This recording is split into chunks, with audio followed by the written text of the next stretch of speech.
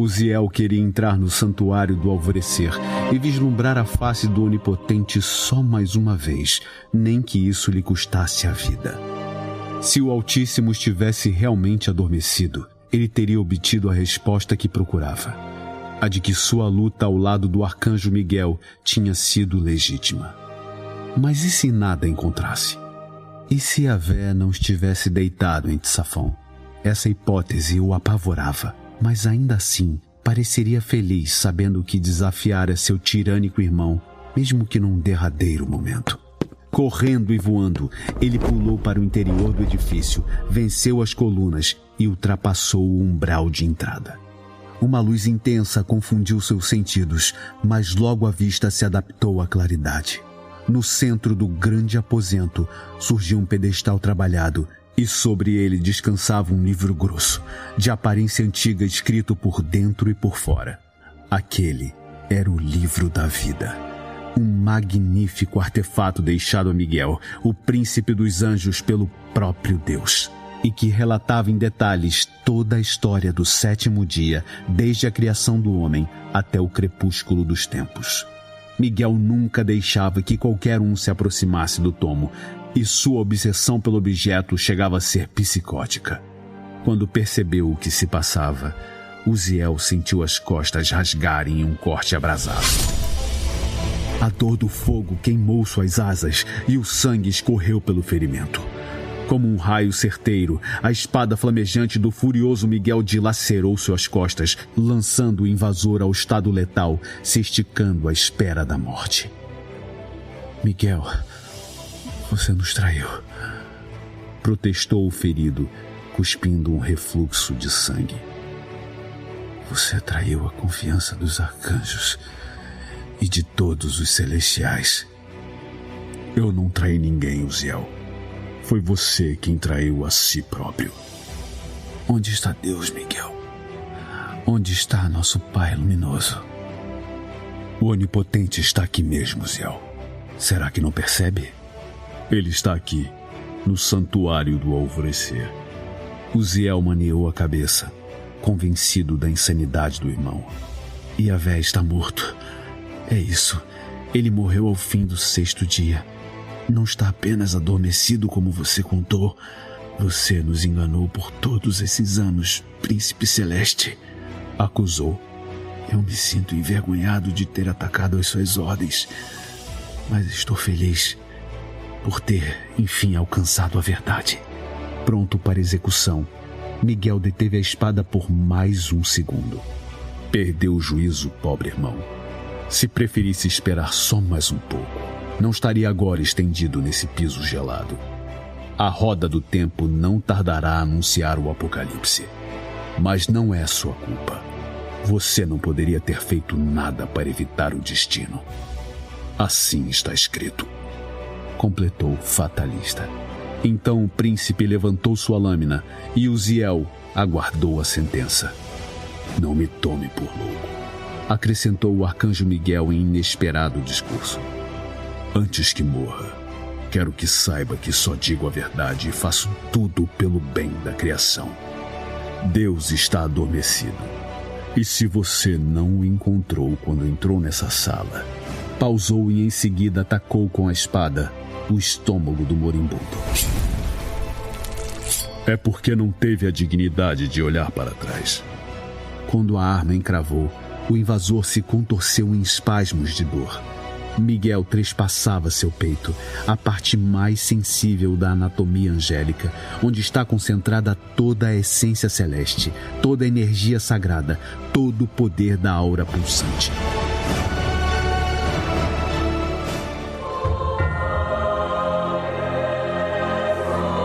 Vitorioso, Miguel se aproximou do pedestal onde repousava o livro fechado. Com um misto de seriedade e loucura, o arcanjo falou num sussurro. Concordo com você em um ponto, irmão. Chegou o dia de Deus despertar do seu sono.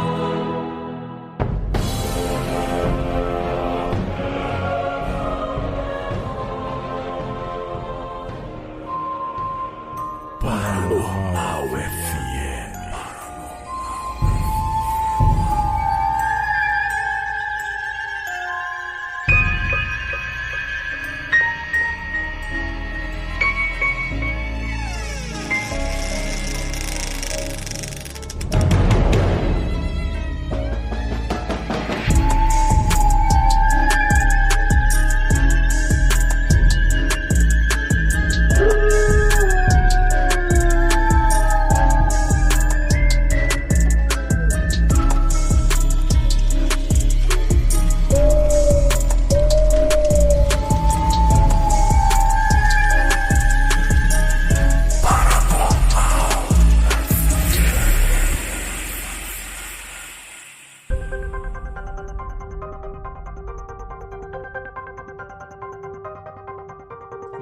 ar, Paranormal FM, com Fernando Ribas e Leonardo Marques.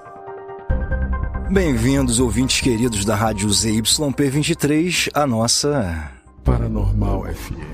Ah, moleque, e hoje a gente não tá pra brincadeira aqui, porque a gente hoje tem uma presença ilustríssima aqui nos estúdios paranormais. Boa, rapaz, né? Aqui nas suntuosas instalações da ZYP23, né? Pô, tá maluco, cara. Cara, ó, sem querer rasgar seda, mas já rasgando seda, esse cara aí, meu irmão, eu escutei quando eu comecei a ouvir podcast, virei fã do cara de primeira, assim, né? Pô, muito massa, cara, muito massa. Uma curiosidade que a gente tem, assim, eu acho que a única coisa em comum que a gente tem aqui, que ele faz umas piadinhas bem quinta série, igual a gente, né, Ribas?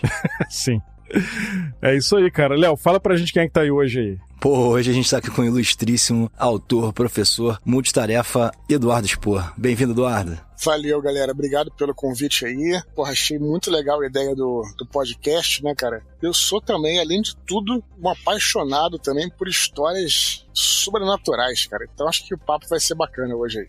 Pô, com certeza. E o Dudu é entusiasta de ufologia também, né, Dudu? Puta, podemos contar essa história aí, cara. Também fui caçador de OVNIs. Tem um passado obscuro aí pra falar. Pô, que maneiro, que maneiro. Isso eu já não sabia. Isso já é um bom ponto pra gente explorar. Muito legal, cara. Pois é. Bom, hoje a gente vai falar um pouquinho, assim, contar um pouco da história do Eduardo, né, que acho que muita gente até já conhece, mas acho que vale a gente comentar aqui. O Dudu tem uma história belíssima ainda com literatura, né, e eu tive a oportunidade de acompanhar lá no início, quando ele escreveu a Batalha do Apocalipse, né. Eu fui aluno do Eduardo por volta de 2009, né, Dudu? Foi Pô, por cara, aí, você né? foi aluno da minha primeira turma, cara. É, aí. E foi uma parada muito legal, cara, porque a primeira turma eu lembro com carinho, assim, de cada um dos participantes, porque pra mim, pessoalmente, acho que eu nunca falei sobre isso, assim, pra mim, pessoalmente, do lado do professor, né, foi um marco na minha vida, né, porque foi justamente em 2009, eu ainda trabalhava, né, na verdade, até um certo ponto do ano ali, eu trabalhava como jornalista. Sim. E aí nós lançamos o Batalha do Apocalipse. Eu não vou me estender nessa história, depois a gente pode falar. A segunda edição pela Nerd Store, né? Sim. E eu comecei a ver que eu conseguia viver de literatura, né? Assim, também não ganhava tanto como jornalista. E eu vi que com literatura eu conseguia ali, pelo menos, né? E eu decidi sair da redação onde eu estava para viver de escrita, né? E não só de escrita, na verdade. Claro que quando você toma uma decisão como essa, você tem que se circular ali de outras atividades para você se manter, né? Claro, se alguma coisa não dá certo, tudo. E uma das coisas que eu fiz foi justamente esse curso aí, foi a primeira edição do curso lá de Jornada do Herói, né? Na verdade, ferramentas narrativas e tal. Daqui a pouco eu vou lembrar o nome, mas era basicamente Jornada do Herói no cinema e na literatura, né? A gente falou sobre isso, tudo. Isso. Depois eu passei a lecionar aos sábados. Mas essa primeira edição que você participou era terça e quinta noite, né? Isso. Então eu me lembro que você ficava dormindo, né? Você trabalhava o dia inteiro. Olha o exposed aí, ó. É bem a carinha dele, bem a carinha desse garoto, desse gorduchinho.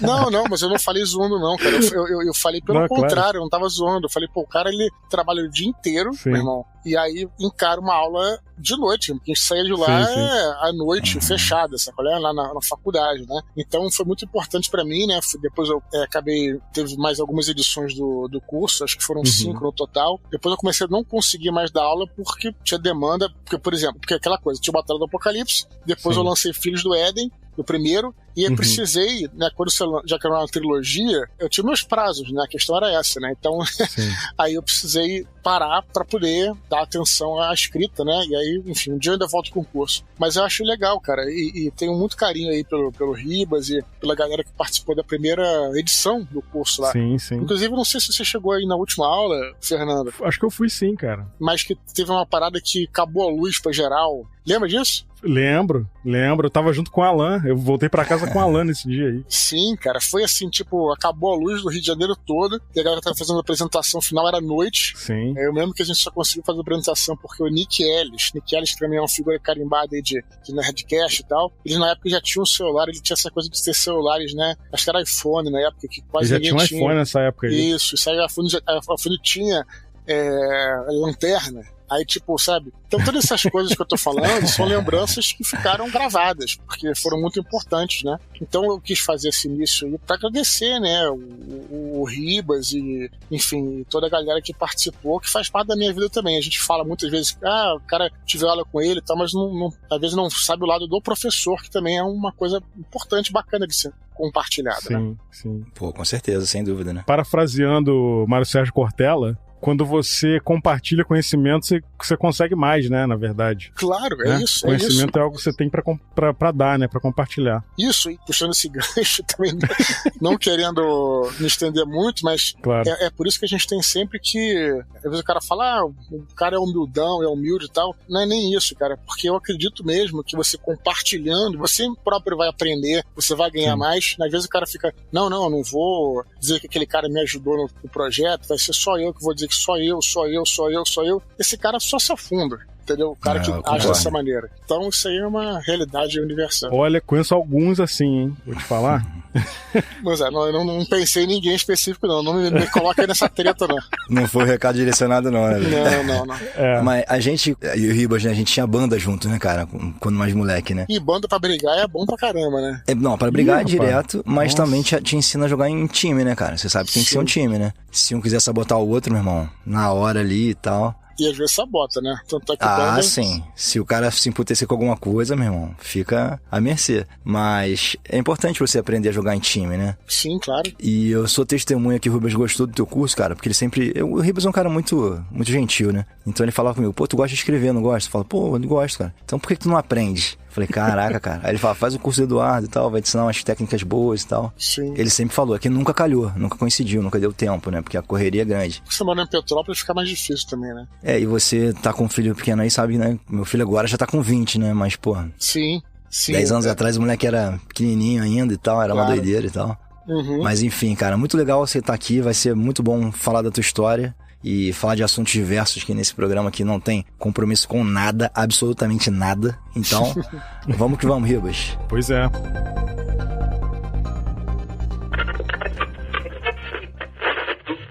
Quando te perguntarem qual rádio você ouve, responda ZYP23, Paranormal FM. O Dudu tava falando do curso, cara. Eu tive um flashback aqui que eu lembrei do cartaz do curso, que era uma imagem do Frodo. Era uma foto do Frodo. Sim. Na arte. Ah, massa. E tu sabe que eu demorei pra sacar que era o Frodo, cara? Engraçado. Essa arte foi feita pela própria faculdade, né? E, cara, eu não conseguia até metade do curso, até que alguém falou, esse era o Frodo e tal, porque era pixelado, lembra? Tipo, era pixelado, Lembra disso, cara? Sim. Mas engraçado, né? Enfim, eu lembro disso bem, cara. Tem até hoje. Assim. Era pixelado e tinha uma tarja cobrindo o olho dele com o título do curso. Sim, até meio bizarro você pensar bem, um negócio meio menor infrator, né? Você pensar bem. Tinha uma tarja preta, lembra, cara? Então, tinha uma tarja preta no olho dele, né? É verdade. Lembro bem disso, sim. Pô, falou do Frodo aí. Frodo é o usurpador de heróis, né, cara? Ele usurpou o heroísmo do Sam, né, cara? A verdade é essa, né? Coitado do Frodo, cara. Pô, se o Sam não trampa muito, meu irmão, pô, tava fudido o Frodo, tá maluco, velho.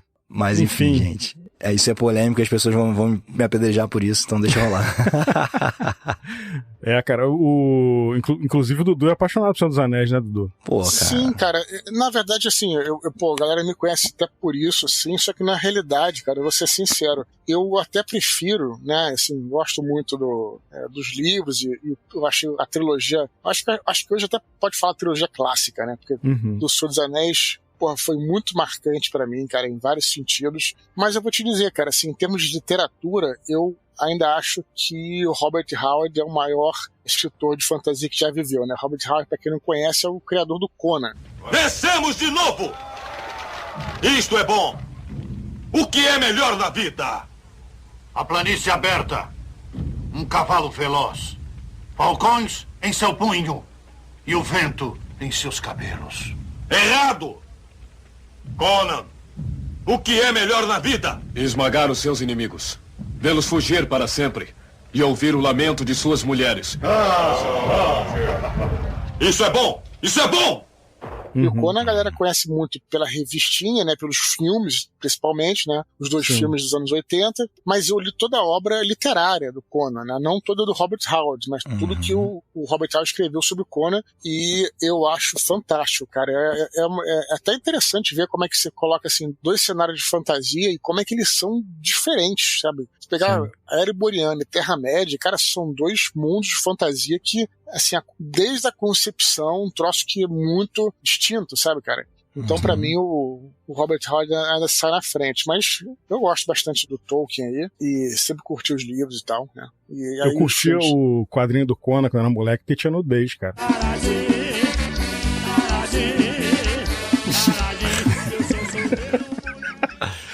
Acho que tinha nudez, sim. Não, acho que eu não sei se tinha no frontal, né? Mas eu acho que uns peitinhos rolava, né?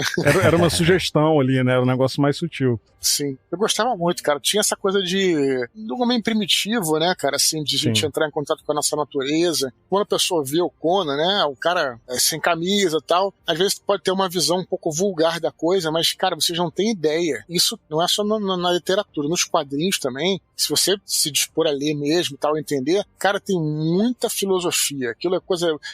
porra, você conhece mais pelas lutas deles e tal. Tudo bem. Mas, cara, tem muita filosofia em Conan. Isso é uma das coisas que eu gosto bastante. O próprio filme traz isso, né? O primeiro, especialmente. Traz a coisa do enigma do aço, depois o cara que se torna, vamos dizer assim, poderoso pelas palavras, né? Quer dizer, ele tava querendo dizer que estava acima da força física, né? Que era o Tusladum lá e tal, enfim. Então, tem muita coisa interessante também, por isso que eu gosto tanto da obra dele, sabe? Eu curti os filmes também. Tem uma cena que sempre ficou na minha cabeça, que era o Schwarzenegger dando um soco na cabeça do camelo, que o camelo cuspiu no peito dele. Se era um camelo, se era uma... um dromedário, não sei, né? Acho que talvez seja um dromedário, enfim. Eu tinha a impressão que era um desses bichos dos Andes, uma coisa assim, mas pode ser que eu esteja errada. Dava um socão, né? O bicho desmaiava, né, cara? Sim. Não, porque o bicho cuspiu nele, né? Parece. Sim, Sim. E eu tinha um crush na Sonja, na Red Sonja, que era a Brigitte Nielsen, né? Cara, sabe que eu também, cara? Vou te falar, cara, eu adorei esse filme quando eu vi. Eu vi no cinema Guerreiros de Fogo. Isso aí. E, cara, eu fiquei apaixonado por essa mulher. Ela era novinha na época, né? Mas o que eu achava engraçado, cara, é que depois eu fui assistir. Eu era muito moleque, né, cara, pra não ter essa percepção que eu vou falar pra vocês. Aí depois eu fui assistir, acho que 1 ano ou 2 anos depois, aí tem que ver, né, o Rock 4, né, que ele luta com o Ivan Drago e ela faz a esposa do Ivan Drago, né? Isso. E, cara, eu não reconheci, cara, porque ela tava com um cabelo diferente, né? Então você vê... Cabelo curto, né? Claro, também tem a questão da atuação, tudo, mas... Cara, eu realmente não associei, cara. Aí depois alguém falou, pô, sabe quem é essa mulher aí e tal? Aquela mulher do Sonja e tal. Eu falei, não pode ser a mesma. Enfim, mas na época não tinha internet pra você ver, você não tinha como conferir, entendeu? Você também era uma coisa, né? Você teria que ir ao cinema de novo pra ver. Então era outra realidade. Mas era o Guerreiro de Fogo, né? Aliás, esse filme é até interessante porque eles não tinham o direito de usar o nome Conan. Então era o Arnold fazendo o mesmo personagem, mas trocaram o nome. Botaram uma coisa tipo Karnak, um nome assim genérico, né? Pode prestar atenção. Isso dá pra você ver até no IMDb, coisa assim. Só que uma coisa que depois eu fiquei pensando, pô, cara, não precisava trocar o nome, era só chamar o cara de Bárbaro, né? Porque, porra, você trocar o nome, eu achei isso caído, mas enfim. Sonja é um personagem que foi um personagem feito pelo Roy Thomas, né? Que era um dos roteiristas do quadrinho, na verdade. Não é um personagem original do Robert Howard, né? Um excelente personagem, muito, muito boa mesmo. Sim, era bem legal. Nossa. Ó, só pra gente concluir o assunto do Conan, eu morei num bairro em Petrópolis que é o nome da terra do Conan lá, Ciméria. Ciméria, caramba, que bacana. É verdade, que tem um bairro Ciméria. Conhece bem, né? Sim, pô, conheço. Bairro Ciméria aqui. Só que é com S, não é com C, né? O do Conan é com C, eu acho. Do Conan é com C, exatamente. Tá, não sei, isso eu mas não era sei. frio, como é que era? Alto? Era frio, era um lugar alto, né? Petrópolis, né, cara? Sim, não, Petrópolis, mas às vezes quando é tem no centro... No Ciméria aqui em Petrópolis tem a rampa de salto de parapente, né? Então é bem na beira do morro mesmo. Minha mãe mora lá ainda, na Ciméria. Isso aí. Maneiro, cara. É bacana. Eu vou, a próxima vez que for Petrópolis, dar um pulo lá pra conferir. Ou vai lá na rampa de salto lá, você vai ver a vista. A vista lá é maneira. A visual é maneiro mesmo. Petrópolis é muito bonita, né, cara? É uma das cidades, assim, que... Petrópolis cara. Que eu acho incrível, cara. Muito massa bacana mesmo. É bacana. Tem muita história também, né? Você vai estar em Petrópolis por agora, não vai, Dudu? Sim, então eu ia fazer esse jabá em algum momento, mas... Agora. Vai ser agora. Dia 20 de maio. Eu não sei se esse programa vai ser publicado antes ou depois. Vai ser dia 20 de maio, é um sábado, né? 17 horas, na famosa livraria Nobel de Petrópolis, né? Pô, massa, vou estar lá. Todo mundo conhece. Pô, parece sim, cara. Vai ser um prazer te conhecer ao vivo aí. Pô. E o bacana é que vai ter bate-papo, autógrafos, eu sempre falo pra galera trazer todos os livros. Eu tô botando pilha justamente pra galera do Rio subir também, porque sendo 17 horas, 5 da tarde, o cara pode subir tranquilo, pode visitar com a família o Palácio Imperial, pode fazer um lanche, um almoço no Café d'Angelo. Cara, Petrópolis tem muita coisa pra você ver, pra você fazer. O Próximo Imperial é muito grande. Porra, vai na casa do Visconde Mauá, ou então vai na casa do Santos Dumont. Tem muita coisa bacana pra fazer em Petrópolis, né? Sim. O Museu de Cera também é um programa maneiro pra você fazer aqui, é bem legal. Tem. E tem o brioche do Badoff, né? Que a gente não pode esquecer também. É, verdade.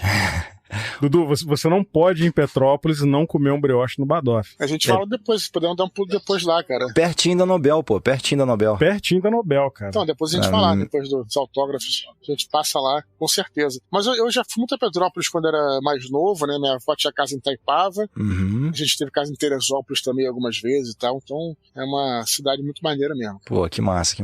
Fico feliz de saber que você conhece a terrinha aqui. Sim. O Ribas fala que a terra aqui é mal assombrada, mas nem é, cara, nem é muito. Fica tranquilo, gente. Que lugar não é, né, cara? Isso aí é verdade, verdade. Isso aí é uma coisa que não tem muito como você prever, né, cara? Sim. Tem muitas histórias em tudo que é lugar. Pô, show de bola. Dudu, eu queria te perguntar o seguinte, cara. Qual que é a tua visão sobre vida fora da Terra? Eu queria saber em que você acredita, o que você acha que... Até sobre esses eventos que estão acontecendo agora recentemente, né? Os Estados Unidos estão liberando vídeos e documentos sobre esse tipo de fenômeno. Eu queria saber qual a tua opinião sobre isso. Pô, cara, eu tenho uma longa história aí de caçador de OVNIs, né? Eu, quando era moleque, a minha geração, cara, foi uma geração, eu não sei, eu tenho 46, não sei qual a idade de vocês, mas a minha geração foi a geração justamente dos alienígenas, no sentido de que esse era o tema que aparecia em tudo que era lugar. Porra, basta citar ET, basta citar o próprio Aliens, né, que era a Alien o primeiro, né, que é de 70 e poucos, Contatos Imediatos, e tantos outros, né, próprios filmes mais, vamos dizer assim, de aventura, como o próprio Star Wars, né, que você, né, espaço, tudo, etc. Então, eu sempre fui muito interessado nesse tema. Quando moleque, saiu uma coleção, cara, chamada Ciências Proibidas, uma coleção de livros, né, pretos. Eu tenho 2 aqui. Sim, tem 2 coleções ou tem 2 exemplares? Eu tenho 2 exemplares, os 2 são de ufologia. Então, eu também tenho esses de ufologia, tem alguns outros. A tradução é meio zoada, né, cara? Não, é zoada, o livro apesar de ser um livro de capa preta e tal, assim, de capa dura, é simples, né? Hoje em dia você é adulto, você lê, tem muita informação assim, coisa simples, né?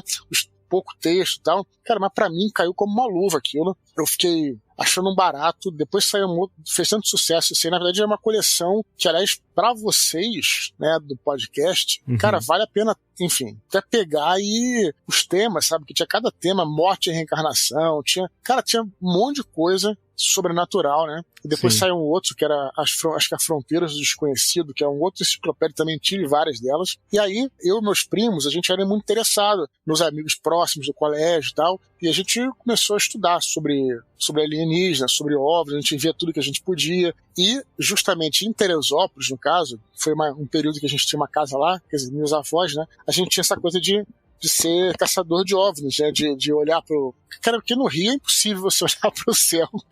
Né? Cinza também, né? Mas a gente tinha uma casa lá e a gente ficava, né, caçando OVNIs e tentando ver o que era satélite, o que era estrela cadente, né. Aí, cara, teve uma vez que veio um objeto, cara, que a gente teve a noção que estava muito próximo da gente, com luzes, várias luzes, assim, diferentes, coloridas. Então a gente falou, caraca, estamos vendo um OVNI e tal. E aí meu pai chegou, né, meu pai que é piloto, falou, não, isso é um 737-200 e tal, e deu toda a especificação do avião e tal. Furou o balão, né? Mas assim, eu já fui bem crente em relação a isso. Um dos livros que também foi muito importante nesse sentido que eu li, aí um livro um pouco mais robusto, eu também li bem jovem, e olha, inclusive, não só fez me interessar por alienígenas, como por anjos, né, que já é outra coisa, que foi o Eram os Deuses Astronautas. É um livro que todo mundo que gosta de ufologia tem que ler. É um livro importantíssimo. E é um livro que o autor, né, o Eric von Däniken, ele não se coloca num lugar arrogante, sabe? Tipo, eu acredito nisso, você tem que acreditar. Muito pelo contrário, é um livro que te traz questionamentos, ele faz perguntas, né? Então, uma das histórias que me marcou muito do Eram os Deuses Astronautas foi sobre a destruição de Sodoma e Gomorra, né? Que é um episódio bíblico em que os anjos chegam lá e tudo, e aí são expulsos, né, da cidade, etc e tudo, e só um dos caras tenta acolher os anjos. Ele fala: olha, vai ter uma explosão, vocês vão ser salvos e vão embora em tal hora, toda uma hora atrás e tudo. E o Eric Von Däniken faz toda uma leitura desse episódio como se tivesse sido uma destruição nuclear. Né? E aí ele analisa que as montanhas ali eram repletas de chumbo e materiais que inibiam a radiação, e que se você olhar para trás numa explosão nuclear você fica cego. Tem várias histórias aí que ele faz, eu achei tudo muito fascinante, cara. Tem uns preâmbulos que ele faz sobre a velocidade da luz, né? Ele usa aquele teorema do Einstein para ver se você fosse viajar a velocidade da luz, como é que você faria? Você chegaria, voltaria, você estaria novo, as pessoas estariam velhas. Enfim, é um livro espetacular que, mesmo para quem não gosta de ufologia, eu acho que tem que ler. Claro que até com uma visão cética, mas ele não se arvora a saber de absolutamente nada. Então, eu fui muito crente, né, cara? Depois que eu fui, né, ficando mais velho, fui vendo, inclusive, o meu contato com o Carl Sagan. O Carl Sagan, ele tem vocês devem saber, ele tem uma fórmula, vamos dizer assim, um argumento para isso. Ele faz todos os cálculos. O Carl Sagan eu achava um cara muito sério, sabe, cara? Eu sou muito fã dele, eu passei a minha infância inteira vendo Cosmos, né, que é aquele programa que agora tem uma reedição, mas era com o Carl Sagan. Sim. E aí ele argumenta que ele faz uma série de cálculos lá, sabe, tipo, pela quantidade de estrelas que tem no universo e tal, então ele chega à conclusão de que é quase impossível, pelos cálculos dele, é uma coisa bem técnica mesmo, sabe, sem paixões, né? E o Carl Sagan, ele faz esse cálculo que eu tomei para mim, né, que eu acreditei e faz sentido, que ele diz que é praticamente impossível que não exista vida fora da Terra. Certamente existe, quase que certamente existe. Seria quase impossível não existir praticamente. Mas, justamente por essa quantidade de planetas e as distâncias e tal, também é praticamente impossível que esses seres, né, inteligentes tenham chegado à Terra. E ele vai fazer uma análise e ver que, se você olhar friamente, tem muitos indícios. Mas no fundo, você não tem nada material. Aí você vai argumentar, tem lá um chip, só que você realmente não tem nada que você possa dizer que são alienígenas. Claro que tem muitos fenômenos estranhos, sem dúvida nenhuma. Você pode enquadrar ali, né? Eu não tô aqui para dizer o que é essa aparição que tem em tal lugar e tudo. Mas você não tem provas, né? E aí, como você não tem provas, tem aquela famosa, também outro teorema lá da navalha de Oca, né? Que, assim, por exemplo, vamos dizer que a coisa seja uma fraude. Não tô dizendo que não, mas que seja uma fraude. Sim. E outra opção é que seja alienígena. É mais fácil que seja uma fraude, porque a fraude eu sei que existe, alienígena não foi provado ainda, entendeu? Sim. Então tem esse entendimento. Então eu acredito nisso, acredito que existe vida fora da Terra, mas até agora eu não enxerguei ainda indícios de provas de que esses seres estiveram aqui, né? E digo isso sem menor radicalismo, que seria bacana se tivesse, achariam barato. Quer dizer, não sei se achariam barato, né? Depende de como é que eles chegariam. Às vezes é melhor que não viesse, né? Eu sou adepto dessa teoria também, cara, que enquanto a gente não sabe, a gente tá mais ou menos seguro. Quando a gente tiver certeza, pode ser que a gente corra perigo. Mas o fenômeno da ufologia, isso é importante falar, ele é muito poderoso. Por que ele é muito poderoso? Porque ele provoca nas pessoas, eu vou tentar explicar isso melhor, que não sei se vai ficar muito claro, um sentimento de pertencimento, né? Então, assim, tipo, é como se você compartilhasse com um outro amigo uma crença, ou então, de repente, você teve um avistamento que às vezes que talvez não seja um alienígena, mas aquilo faz parte, enfim, todas aquelas, não sei se eu posso chamar de crenças, mas esses conhecimentos e tudo, te liga profundamente a outra pessoa que também pensa daquela maneira. E não é algo prejudicial, isso que eu acho importante, cara, sabe? Existem, cultos, seitas, enfim, doutrinas que são prejudiciais às pessoas, à humanidade. A ufologia não é, entendeu, cara? Então, assim, se o cara tá lá, vai numa convenção de ufologia, cara, que mal ele tá fazendo aos outros, entendeu, cara? Nenhum. Sim. Né? Ele não tá querendo doutrinar ninguém. Só que ali estão pessoas que estão juntas e compartilham do mesmo sentimento. Isso é poderoso, entendeu? Então, por isso que as pessoas procuram muitas vezes isso, sabe? Será que ele tem um conhecimento secreto e que isso interessa muito às pessoas? Então eu entendo por essa maneira, respeito, né? E, enfim, esse é meu entendimento sobre o caso e sobre a situação, sobre o fenômeno, vamos colocar assim, né? Sim. Compartilho um pouco com você essa visão também de que ter uma crença comum é importante pra caramba, pra nós humanos, a gente vive em sociedade, né? E também que dá uma delimitação, e a gente sempre fala sobre isso aqui, né? Um alienígena que viesse à Terra, ele não vai estar baseado nos mesmos preceitos que a gente, né? O cara não vai ter, talvez, bondade, ou caridade, ou piedade, né? Porque são conceitos nossos humanos, né, cara? A gente não sabe de nada, né? Pode ser que seja uma névoa, por exemplo. Exatamente, cara, exatamente. A gente retrata os OVNIs aqui nos nossos contos de abertura aqui, né? Nos pequenos contos de abertura, de formas distintas, porque a gente não tem noção do que é realmente o que a gente vai ou não vai encontrar, né? Mas essa crença coletiva é importante até para nos dar alguma regulação também, né? Claro. Porque seja, eu tenho certeza que não há vida após a morte, depois desse plano não há mais nada. Então, cara, todo mundo ia viver num caos porque é só agora e pronto. Vamos explorar tudo que tiver agora, depois não tem o que pagar, né? Não, eu sou um defensor, né? Você já me virou falando várias vezes sobre isso, de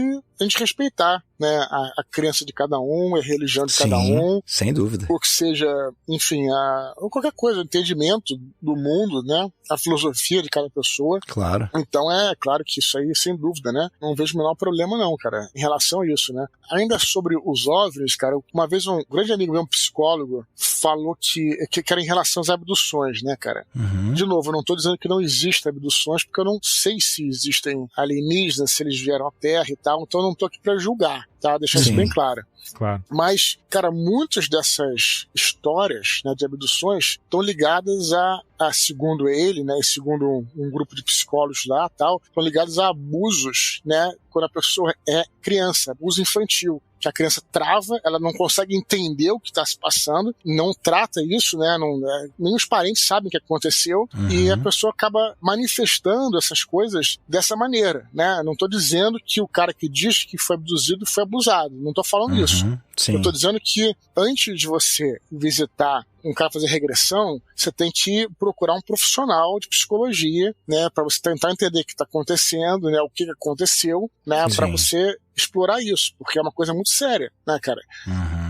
Coisa que eu vi o cara, foi abduzida, aí tinha uns caras que mexeram em mim e tal. Cara, isso aí muitas vezes é indício de abuso quando criança. Então, assim, uma coisa que tem que tomar cuidado só e ser tratado com muito cuidado, de forma delicada, e essa história toda. Só isso que eu acho, né? Mas, assim, o fato de você ter essa crença, ou então acreditar na crença religiosa, mas acreditar nisso, eu acho bacana, cara. Acho bacana correr atrás. Eu, quando era caçador de ovos, achou era barato. A gente discutia com os amigos e falava das histórias, sabe? Ficava pensando como é que eram os alienígenas do passado. É um barato, cara. É um barato, muito legal. É uma comunidade muito forte, como você falou, uma comunidade muito forte mesmo. A galera se une muito, né, pra pesquisar, pra discutir, gera um calor danado. É bem legal, cara, bem interessante. Sim, cara. Fui muito polêmico aqui, não sei se eu falei algo. Não, cara, não de jeito nenhum. Algo pesado, cara. É a tua opinião, mano. Tu não tem problema. Tô sendo só transmitindo as informações que me passaram. Não, cara, pelo amor de Deus. Não. Inclusive, essa questão do abuso, até tem um grande amigo meu, o Pacha, ele até vai participar em algum momento com a gente aqui, ele também é escritor, ele estava até conversando com ele sobre isso, ele levantou essa questão psicológica também. Sim, claro. Relacionada à abdução, né? Que já foi detectado muitos casos em que a pessoa relata que foi abduzida, mas na verdade aquilo foi gerado por conta de um trauma. Sim, por causa de um trauma, exatamente.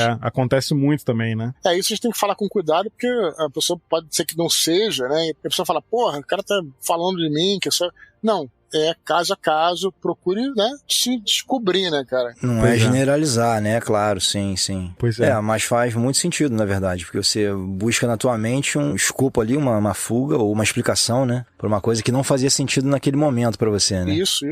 Eu até pensando nos últimos eventos aí que tem acontecido, né? Eu até acho que o assunto ufológico deu uma reaquecida de 2017 pra cá, né? Por conta do Tom DeLonge lá, o cara que era vocalista do Blink-182. Sim.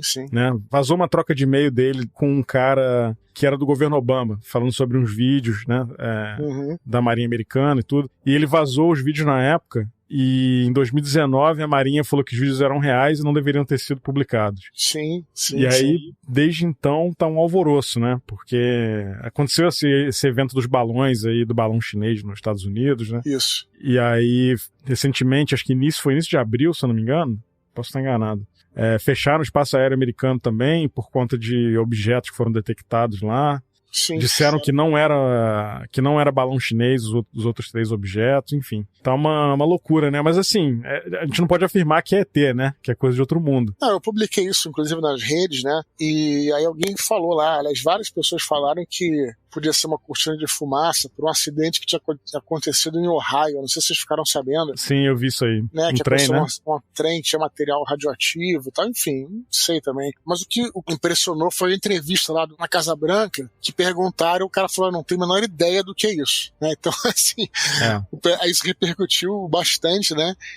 E aí abrem espaço para as especulações todas, né? Sim. Que, enfim, são interessantes, não sei até que ponto são verdadeiras, mas... E teve o seguinte também, nesse mesmo evento aí, a Casa Branca e o Pentágono estavam batendo cabeça, porque cada um falava uma coisa, né? Sim. A Casa Branca falava que era balão e o Pentágono dizia que não sabia o que era. E aí ficou nisso aí e até hoje eles não sabem, cara. O Joe Biden fez uma coletiva de imprensa ao vivo e também falou que eles não sabiam o que era, né? Então, assim, tudo muito esquisito, né? Mas desses eventos aí, o que mais me intriga foi o de 2004, lá do Tic Tac. Você chegou a ver sobre esse evento aí, Dudu? Sei mais ou menos, que eu acho que a minha memória aí. Então, o Tic Tac foi o seguinte, tava tendo um exercício de guerra na costa de San Diego, com uns porta-aviões e uns caças. E aí tinha um piloto chamado David Fravor, ele tinha um wingman com ele, que era uma mulher, uma piloto, né? Fazendo esse exercício, era em alto mar, acho que eram mais ou menos uns 100 quilômetros da costa, né? E aí eram esses aviões fazendo exercício de guerra, não estavam com míssil, com nada, né? E aí eles estavam com os porta-aviões e tinha um outro navio que servia de radar. Porque em alto mar o cara perde a referência, né? Da onde ele tá, da localização, porque só tem céu e mar e a linha do horizonte, né? A olho nu, né? Exato. E aí eles usavam esse navio radar, tinha um submarino, aliás, que servia de radar para eles, para orientação. E aí eles detectaram um objeto pequeno, que eles achavam que era um avião de pequeno porte, que acontece muito ali, né? Porque vem esses aviões do México, né? Da América do Sul, transportando droga para os Estados Unidos. E aí eles receberam a mensagem desse controlador de radar, falando, tem uma situação real e a gente precisa que vocês vão até lá para averiguar, para ver o que é. Se for algum avião, vocês vão ter que escoltar para ele pousar, né? Pode ser algum avião clandestino. E aí eles foram. Estavam alguns quilômetros dali de onde eles estavam fazendo o exercício. Quando chegaram lá, não viram nada. E a pessoa do radar falou que o objeto estava na água. Estava dentro da água, submergido, né? E eles acharam que se fosse um avião de pequeno porte, tinha sofrido acidente. E eles começaram a circular no ponto onde estava dizendo que o objeto estava. E aí eles viram um objeto no formato de uma bala tic-tac de 12 metros de comprimento, saindo da água, de dentro da água. E eles disseram que a água em volta do objeto borbulhava como se estivesse fervendo. E aí esse objeto saiu da água e começou a fazer movimentos em 90 graus, como se fosse uma bola de ping-pong, batendo nos cantos, assim, muito próximo da água. E aí esse piloto, David Fravor, ele tem uma entrevista dele no podcast do Joe Rogan, ele falando sobre isso. Ele falou, bom, eu quero descer lá pra ver o que é. E aí quando ele abaixou o nariz do caça pra ir até lá, o objeto subiu e foi na direção dele. Ele até fala que ele achou que ele ia morrer nessa hora aí. E aí o objeto passou, assim, por ele muito rápido. Tirou um fino do avião dele, assim, passou muito rente ao avião dele. E aí eles têm uma coisa chamada cap point, que é o ponto inicial, né? Que é tipo um ponto de encontro dos caças. Que era uma distância longa dali de onde eles estavam vendo esse objeto. E aí o cara do radar falou, vocês não vão acreditar, o objeto tá aqui no nosso cap point, que era o ponto de encontro dos caças. E aí calcularam a velocidade que o objeto fez foi Mach 15, que dá mais ou menos 18 mil km por hora. Essa distância que ele percorreu dali, perto dos caças, até o cap point. E, pô, isso foi em 2004, cara, essa situação. E aí, um desses vídeos que o Tom DeLonge vazou é do Tic Tac, desse objeto aí. Que é um negócio esquisito, né, cara? E aí eles analisaram lá, é um objeto frio, não tem motor, não tem combustão, não tem nada. E eles não sabem até hoje o que é. E vem acontecendo. Esses objetos aí que têm aparecido, e acontece muito também na costa ali perto da Flórida, né? Sim. Também acontecem esses fenômenos ali, eles não sabem o que é. É muito estranho, né? Tem gente que fala que é tecnologia da China, da Rússia, e eu acho pouco provável, né?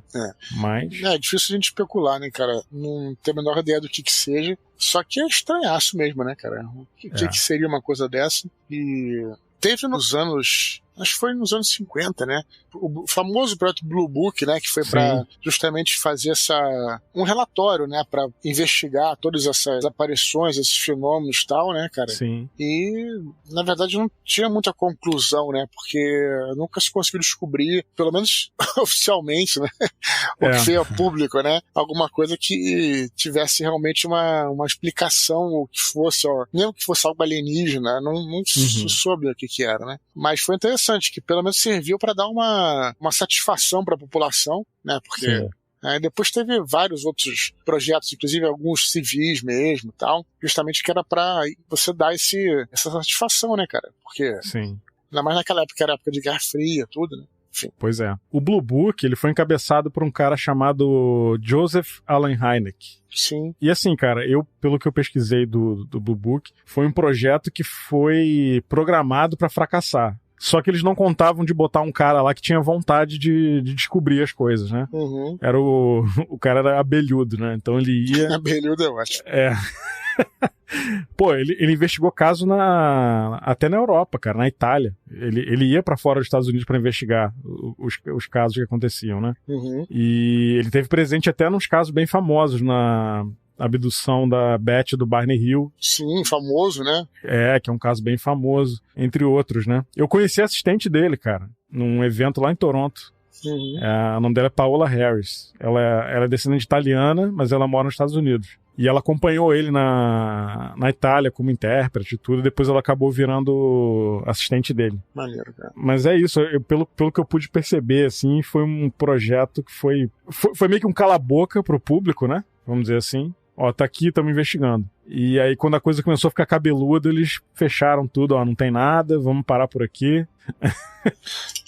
Sim, tem algumas coisas interessantes, né? Por exemplo, tem um documentário inteiro sobre um disco que teria caído na União Soviética, cara, nos anos 60. Um documentário que até ele é apresentado pelo Roger Moore, cara, olha só. Caraca. Mas é interessante que os caras falam faz um documentário inteiro sobre essa filmagem e, cara, vão analisar com uma galera pra saber se aquela filmagem é real, sabe, cara? E aí, levam pra psicólogo pra saber se... que aparece na verdade, assim, aparece os soldados soviéticos, né, cara?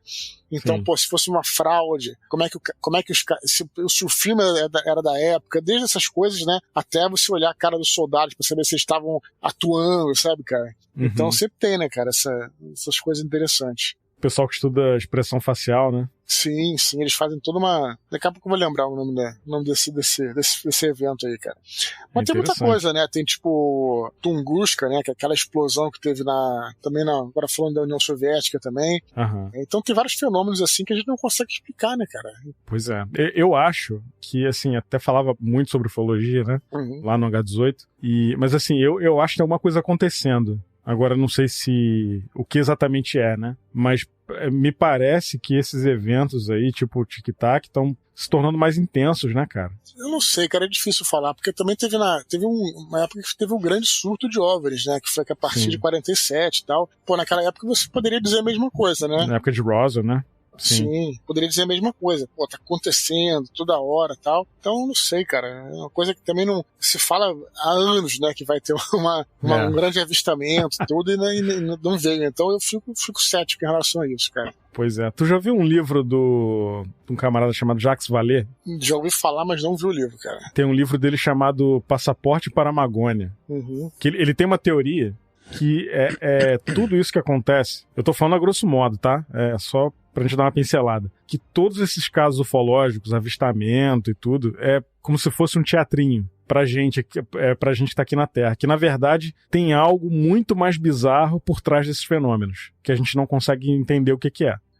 E aí ele embasa isso pelo fato de que avistamento de OVNI tem influência cultural da época em que ele acontece.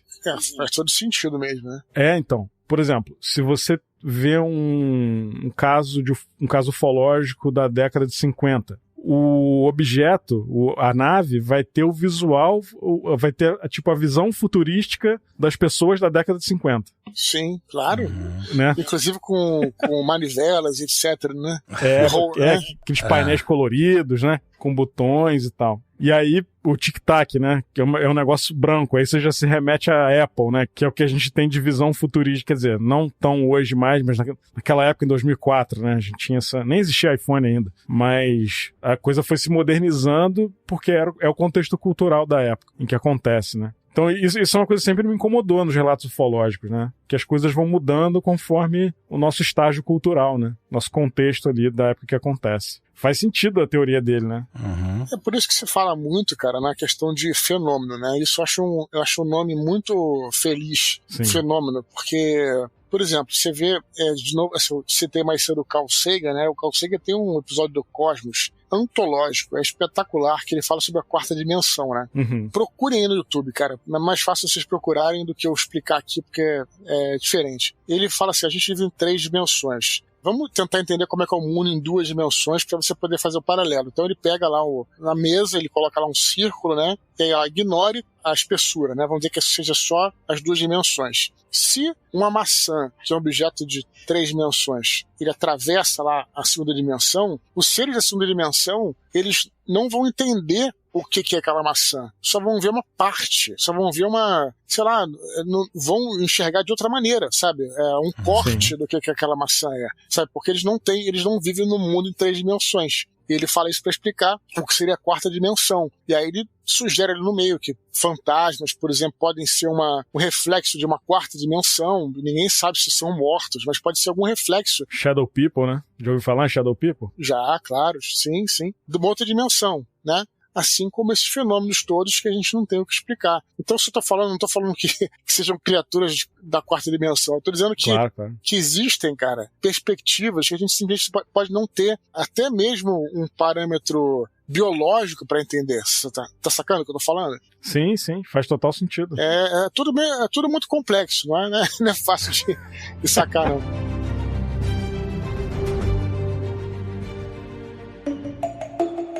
Quando te perguntarem que rádio você ouve, responda.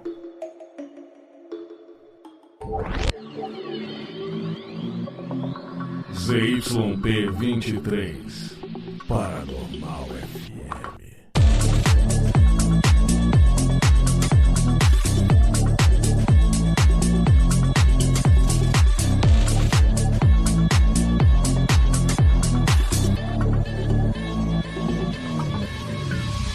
Paranormal FM.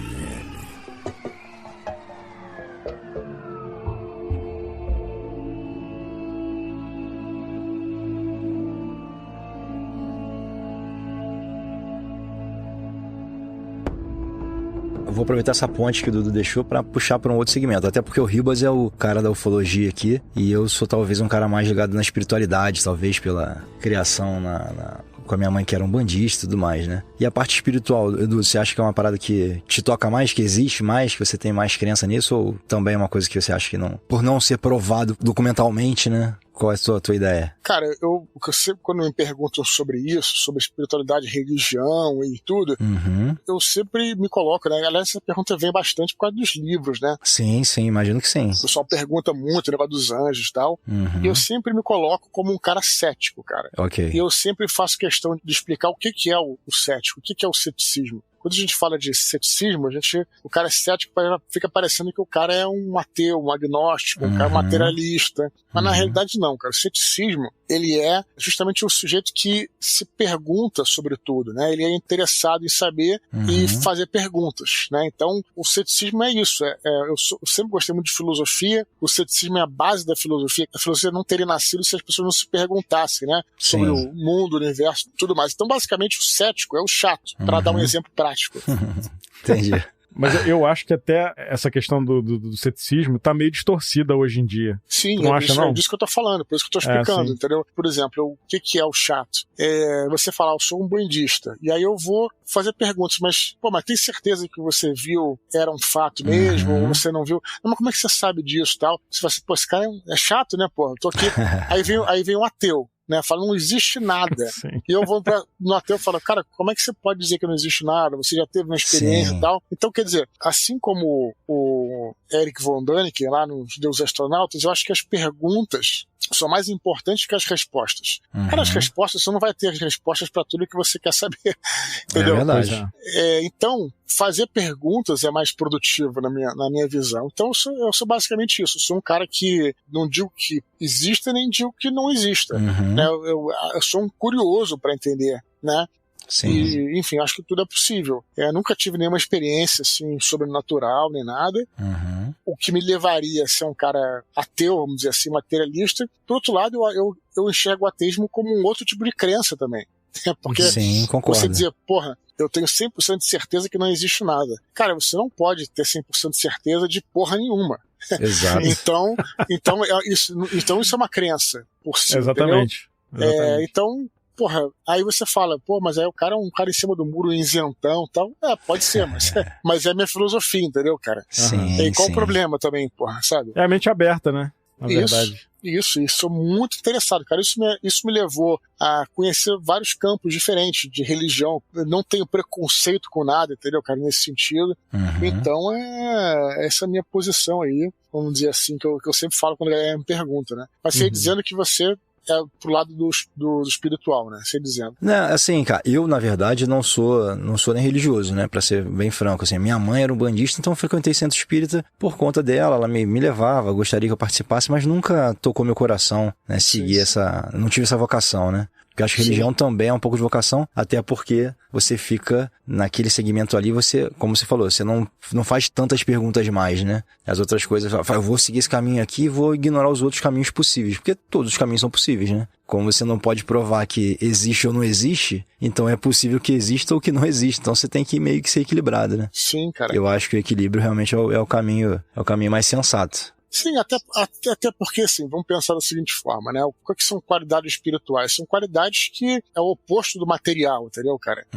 O que te estimula, por exemplo, até fazendo um jabá master aqui, só pra lembrar. Fica à vontade. Tem uma cena no primeiro Santo Guerreiro, cara, que tem um personagem, né, que ele é um filósofo grego, o cara não acredita, é um materialista, existia na época esses caras que não acreditavam em nada, tudo, e aí ele não gostava dos cristãos nem nada, enfim, aí chega lá pro bispo, né, e aí, porra, aí o bispo fala, o que vocês precisam, etc e tal, e o cara fala, preciso de dinheiro, cara, faz aí Aí ele falou, cara, você não tá entendendo, cara, Deus é uma criatura espiritual, você só pode pedir pra ele coisas do espírito, como coragem, paciência, coisas assim do espírito, entendeu, cara? Coisas não palpáveis, né? Isso. E dentro dessa, se você for levar por esse lado, não conflita, porque, né, ninguém vai dizer que Deus vai aparecer de forma material do seu lado, entendeu, cara?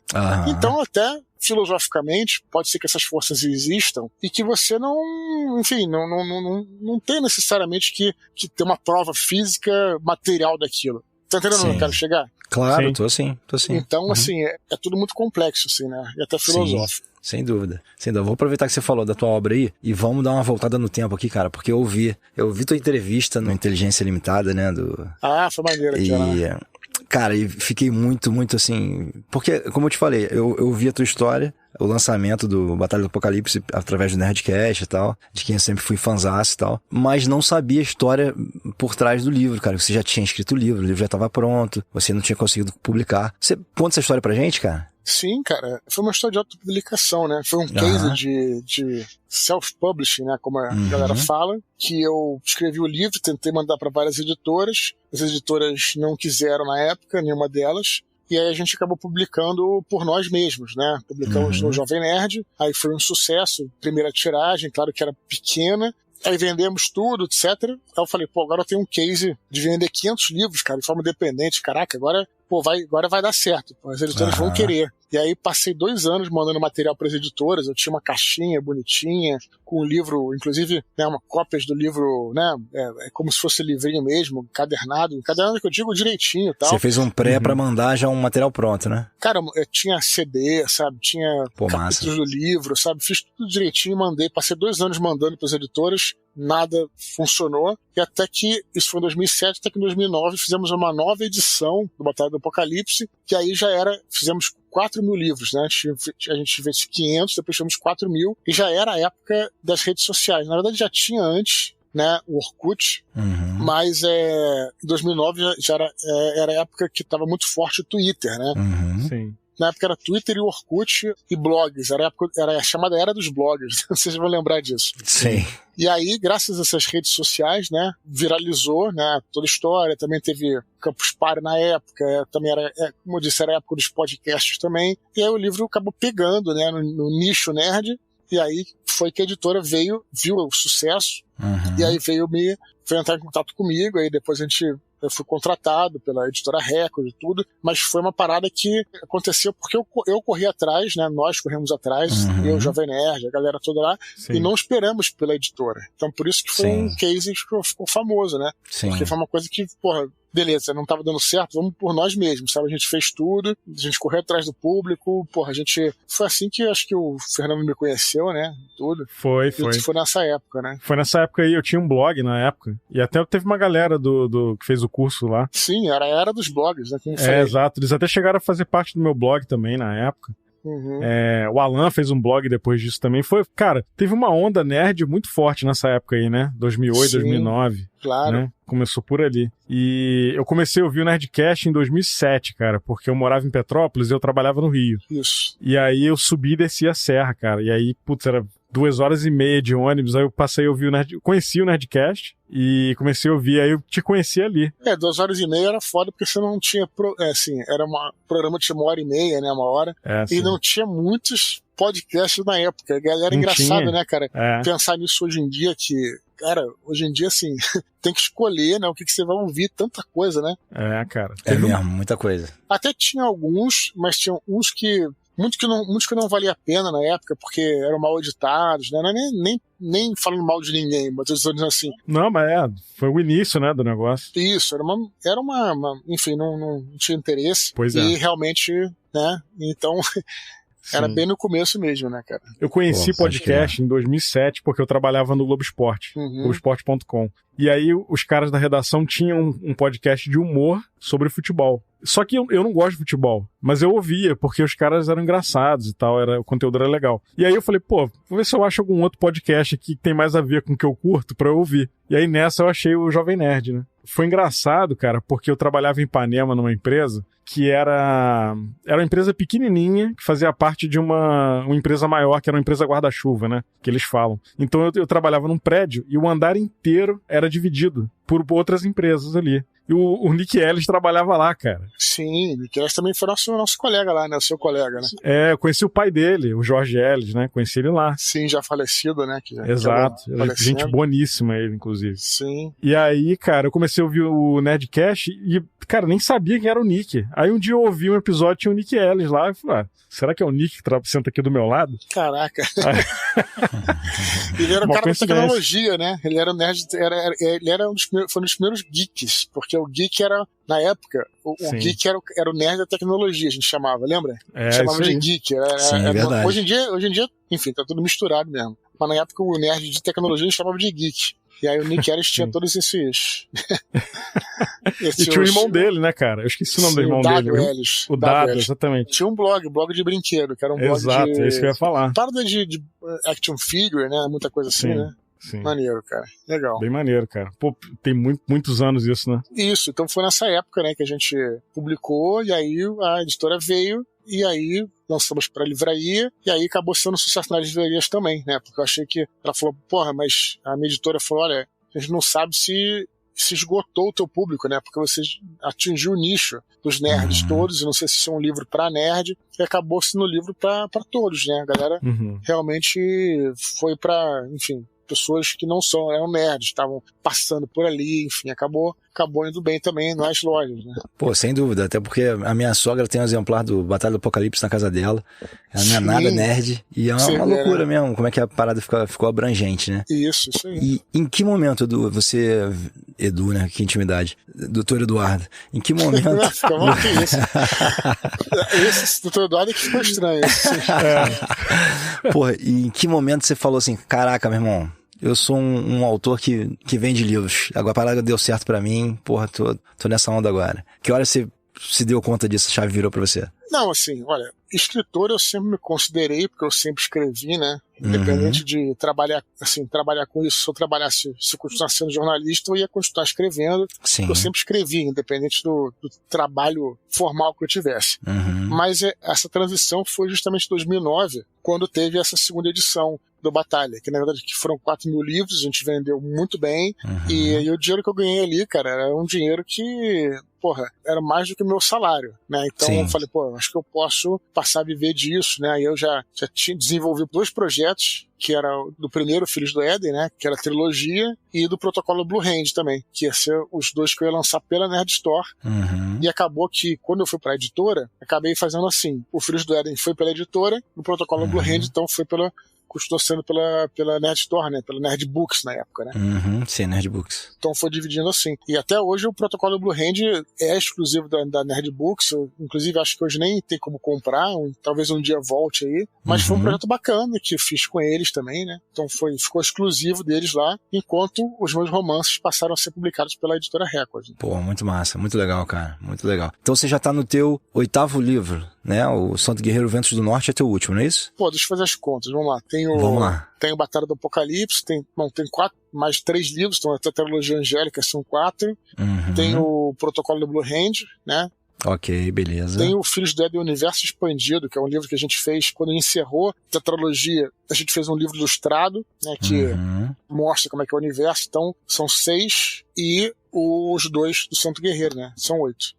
Pô, massa, 8 livros, caraca, que legal, cara. Isso em um intervalo aí de... Bom, o Batalha você escreveu em 2006, 2007? Não, eu publiquei em 2007, né, pelo Jovem Nerd, em 2010... Okay. Eu publiquei em 2007, 2009, pelo Jovem Nerd, 2010 pela editora, né? Então vamos considerar 2010 pela data da editora, então para 2022 Sim. A gente tá falando de 12 anos aí, onde você escreveu, porra, 8 livros, que loucura, né, velho? Sim, é um cara, tempo, meu irmão. É louco mesmo, no sentido de que, na verdade, eu me considero que eu escrevo de forma lenta, né? Mas, assim, cara, é um trabalho realmente requer muita dedicação. Pô, com certeza. Não tem a menor dúvida disso, cara. Até quando você tá dormindo, às vezes você tem uma ideia e pensa naquilo, enfim. Então, o trabalho de escritor, né, a literatura é um negócio que exige muito, cara, sabe, de você. Com certeza. Como que é o processo, Dudu? Você pensa na ideia macro primeiro, depois você vai desenvolvendo?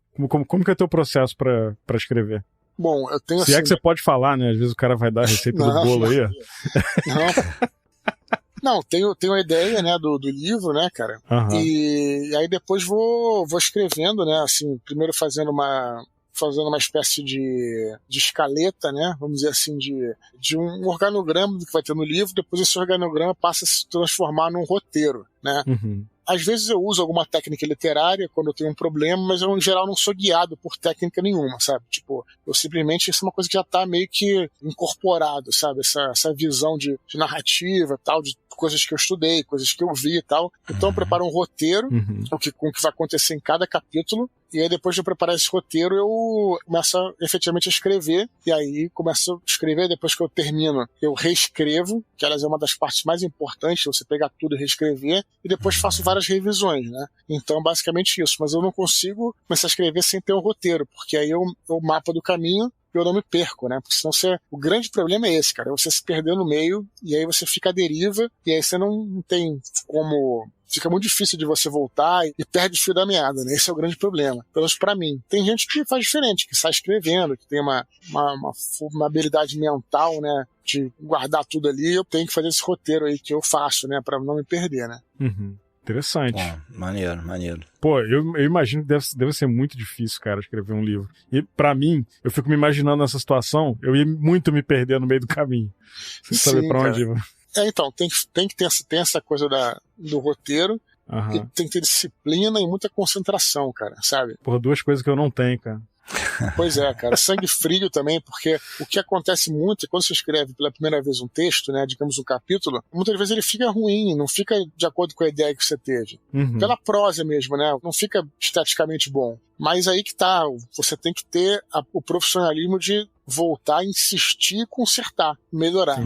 Porque o que acontece muitas vezes com o amador é que ele olha, realmente o texto não tá legal, e não fica nunca legal na primeira vez, O amador muitas vezes fala, pô, cara, isso aqui não tá legal, fica puto, joga fora, não é pra mim, quero começar um novo projeto, sempre fica um novo, nunca termina, e aí isso não leva a lugar nenhum. Então tem que ter disciplina de voltar, melhorar, insistir. Como qualquer profissão, porra, você não vai escrever só quando você tá, porra, pilhado, inspirado. Entendi. Você tem que encarar como um trabalho. Tem muitos dias que é difícil escrever, você não tá... Tem que criar o hábito, né? Não tá estimulado, enfim, não tá interessado. Interessado você tá, mas você não tá, assim, tipo, pilhado de escrever ou empolgado. Mas aí faz parte, você tem que entender, é um trabalho, cara, é um trabalho. E aí é normal, depois você volta, você gosta do texto, aí quando você vê o resultado, você fica feliz. E é isso aí, tem que estabelecer uma rotina de trabalho, né? Não é muito fácil, não, mas é necessário, né? Pois é. Já rolou alguma proposta de levar a tua obra pra outra mídia, tipo pra série, ou filme, ou coisa do tipo? Cara, se fala muito em quadrinho, né?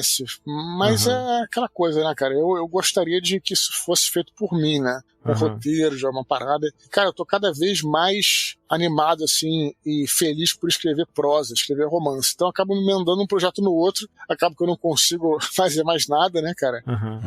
Numa outra mídia, cara, eu só acho que seria bacana fazer uma coisa original, sabe, cara? Só uma adaptação de uma obra, eu não sei se acrescentaria muito, cara, sinceramente, sabe? Entendi. Sobretudo se for no universo dos anjos, cara, tem tanta história pra contar, porra, você fazer uma adaptação, era melhor você fazer uma coisa original, uma outra história, com outros personagens, né, no mesmo universo, enfim, mas nunca cheguei a esse ponto, não, cara. Eu sempre sou muito concentrado no meu trabalho diário de escrita mesmo, sabe? Ó, eu acho que o protocolo Blue Hand alienígena tinha que ser republicado, cara. Sim, cara, talvez vá ser. Primeiro porque, cara, é um serviço de utilidade pública. É assim. Sim, cara. Pô, cara, o protocolo Blue Hand, cara, foi uma parada que eu tenho muito carinho por esse livro, cara, porque foi justamente isso. Eles estavam querendo fazer uma série, né, na verdade, inspirado naquele Guia de Sobrevivência aos Zumbis. Um livro maneiríssimo. Não sei se eu tinha esse livro aí. Cara, um livro muito bacana, né, que é do filho do Mel Brooks, né? Max Brooks, uma coisa assim. Acho que é Max Brooks, eu acho. Enfim, não lembro. E ele escreveu um livro muito maneiro, cara, que é o Guia de Sobrevivência aos Zumbis. Maneiríssimo livro, os caras se amarraram, eu gostei também. Eles queriam fazer uma série de manuais de sobrevivência. E trouxeram essa parada do zumbi. Eu falei, pô, cara, mas vai ficar muito igual, né, cara? Você fazer... Então a série eu acho que deveria iniciar com outro monstro, com outro perigo, sabe? Porque senão... Ficar muito igual, né, cara? E eles toparam, acharam a ideia boa pra estabelecer uma espécie de um modelo, né, pros outros livros, né, de zumbi. Depois teve o do zumbi que foi feito pelo Yabu. Acho que ainda tem máquinas que um dia eles vão editar. Acho que o Fábio Yabu que também escreveu de máquinas e tudo. Enfim. E aí eu propus, né, cara? Falei, como eu sou muito interessado em ufologia, eu tenho muito material lá em casa ainda. Que tal fazer uma parada de ufologia e tal? Cara, eles toparam, comecei a escrever e tudo. Eu escrevi o livro inteiro. Aliás, nunca falei sobre isso, acho até interessante mesmo, cara, sobre esse processo do protocolo Blue Hand, porque eu escrevi o livro todo, mas foi um livro realmente escrito a 3 mãos, no sentido de que eles foram me orientando, porque eles queriam uma parada mais divertida, sabe, mais descontraída. E quando eu comecei a escrever, o primeiro capítulo era o que eu mais sabia, que era um capítulo que depois virou apêndice, que era uma lista, cara, dos principais eventos ufológicos desde o princípio da humanidade, sabe? Tipo, desde coisa de pré-história até, enfim, na época, acho que um pouco antes do Tic-Tac, acho que até talvez tenha o Tic-Tac no livro, entendeu?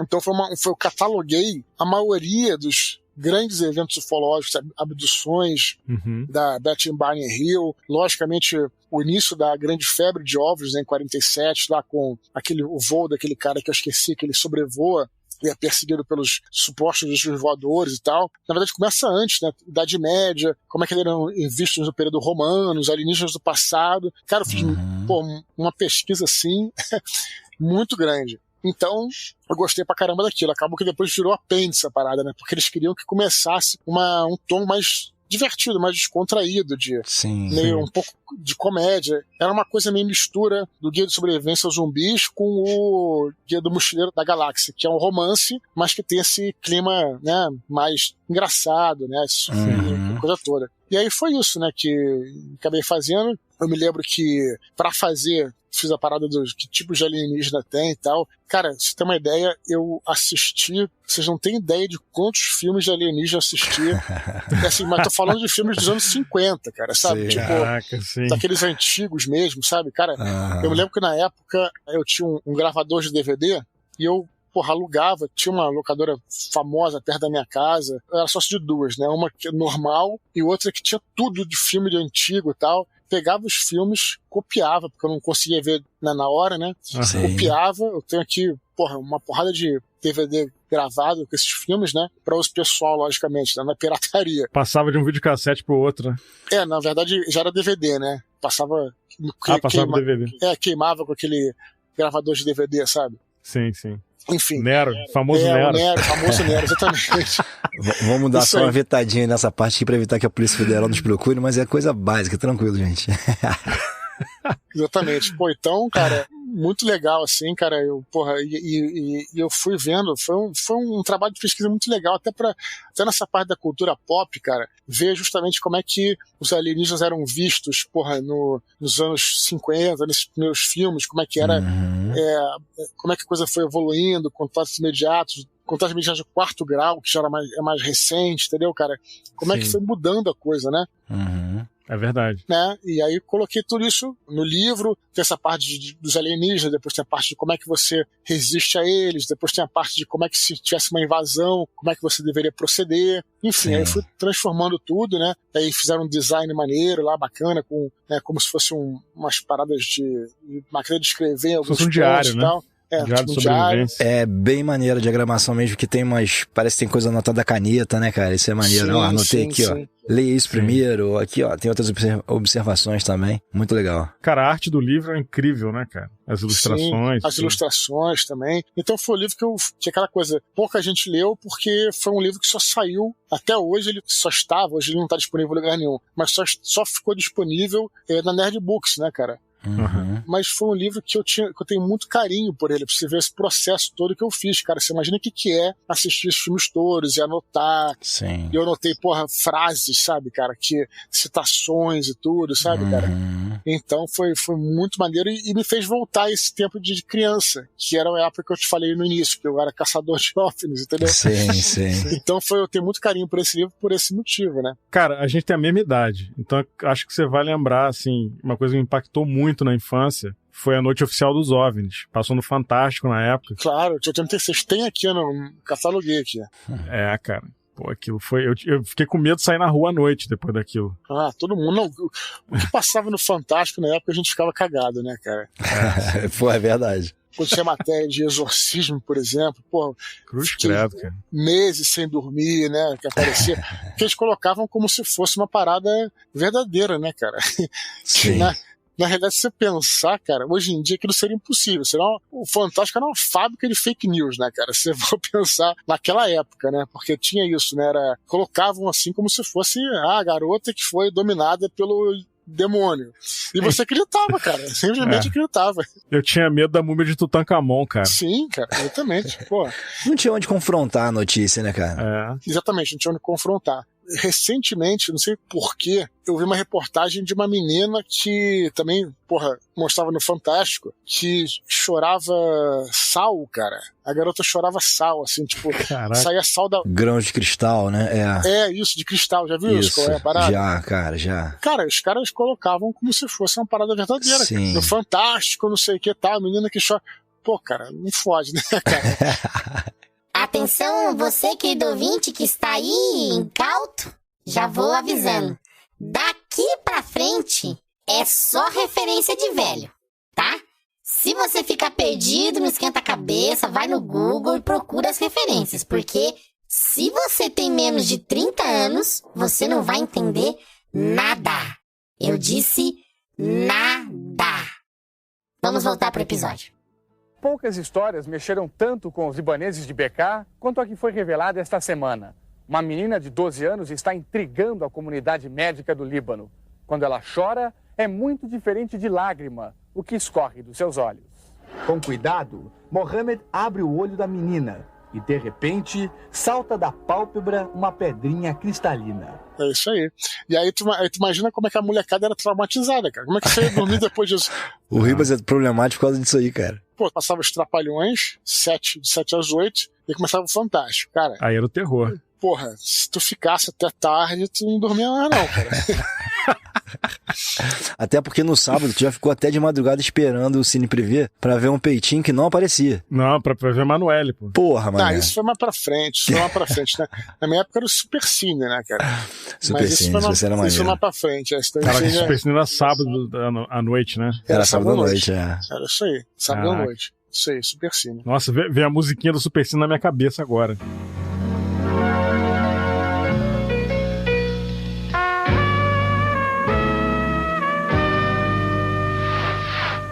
Teve uma época que o Super Cine era o grande espaço para passar grandes filmes na Globo, porque depois virou tela quente, né? Uhum.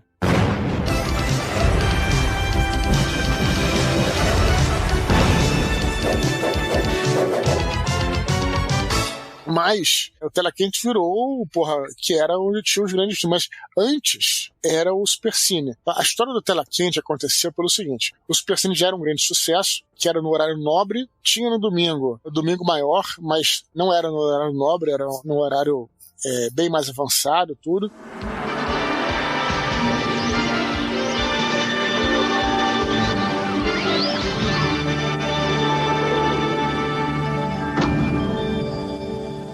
Mas o horário do domingo já era nobre com o próprio Fantástico, todo mundo via. Domingo maior era Charles Bronson, direto, né? Sério, Desejo de Matar 3. Caralho, bom pra caralho, tá maluco. Charles Bronson, um cara que não leva desaforo pra casa.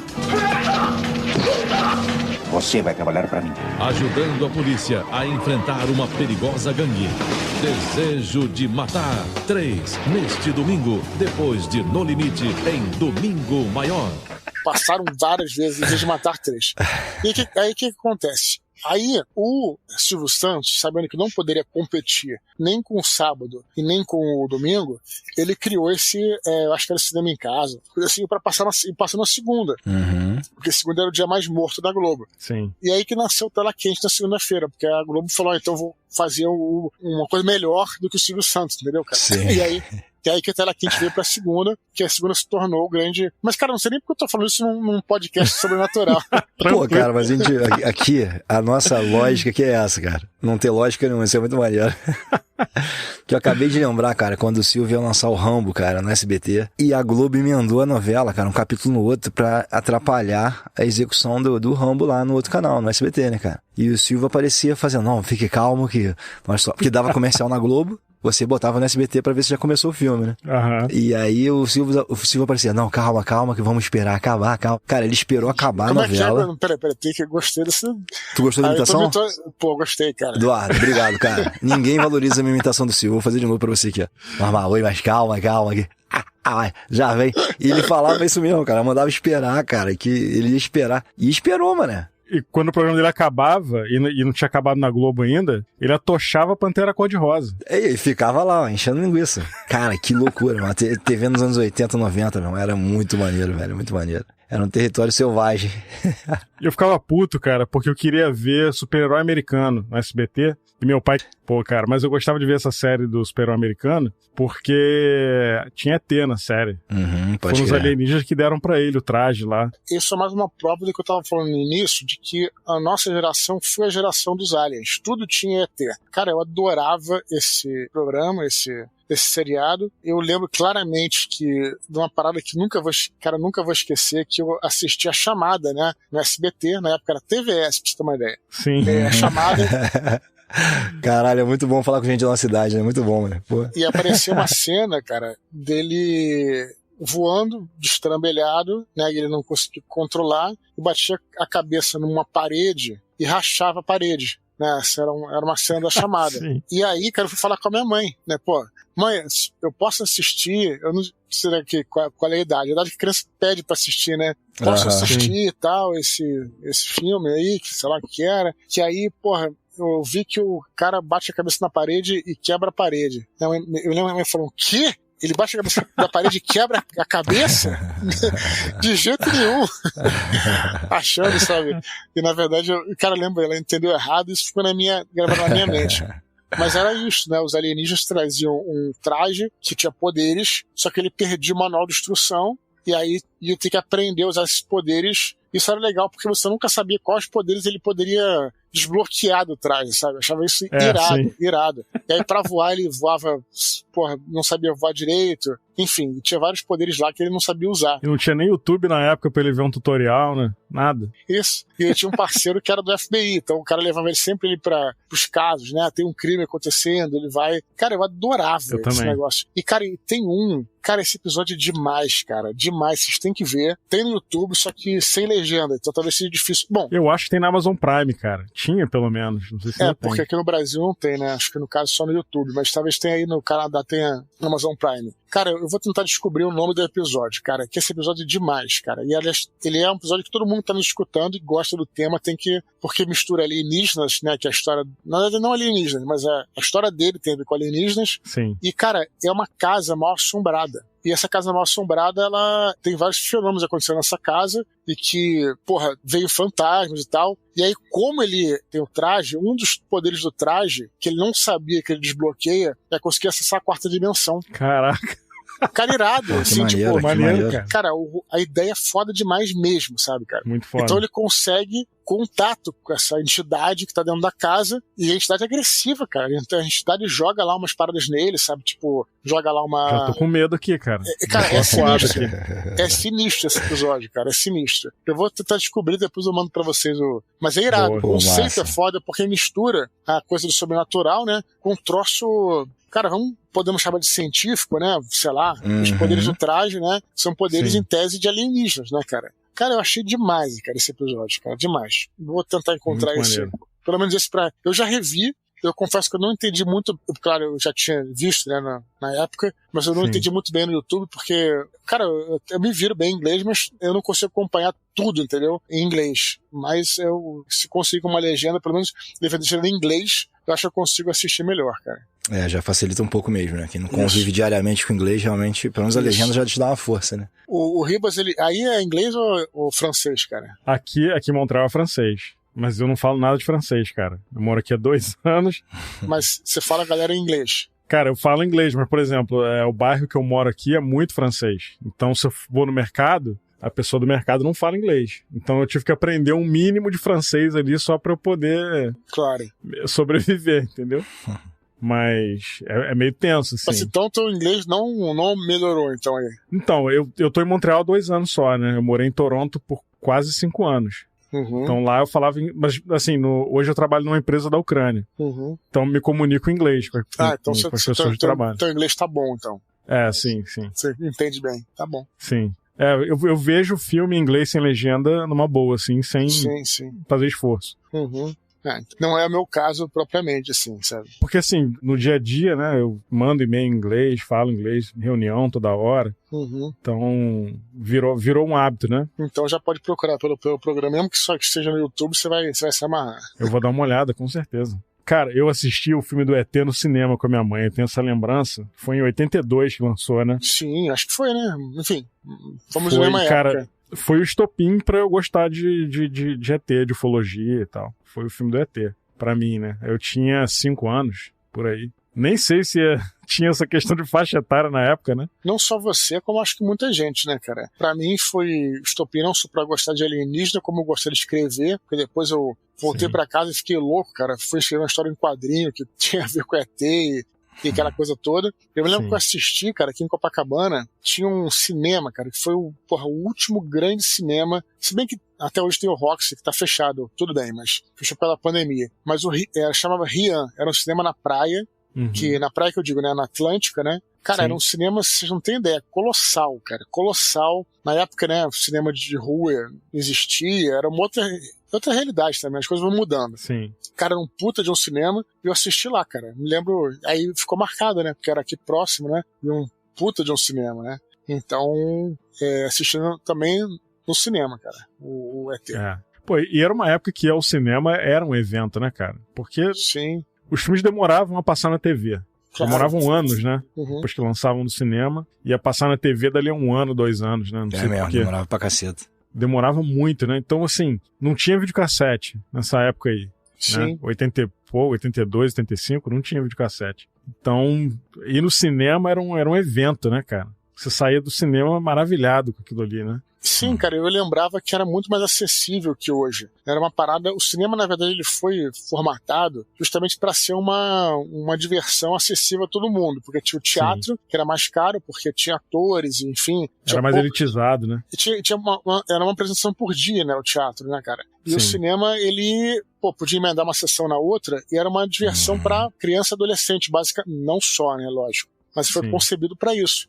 E as cópias todas, né, que você podia, enfim, copiar e passar o mesmo produto no mundo inteiro e tudo. Então, na época, ter o cinema era acessível, cara. Hoje em dia, aqui no Brasil, um cinema a R$40, que era uma entrada, só a entrada, por aí, entendeu? Pois é. Então, ficou meio que inacessível, assim, né? Claro, você vai, mas se tu for a família, tu paga, uma família de 4 pessoas, paga quase R$200, sabe? Pois então, assim, ficou... Pesado, né? Muito, cara. Mas na época... era acessível, cara. Então a criançada ia ao cinema, entendeu, cara? Mas também lotava sempre, né? Talvez também fosse acessível por isso, né? Porque era uma parada que tava sempre cheia e tudo, né? Era maneiro. Pois é. Cara, inclusive, a gente, por regularidade, a gente tá falando de coisa antiga aqui, né? Cara, eu desbloqueei uma lembrança aqui da Armação Ilimitada, cara. Sim, cara. Caralho.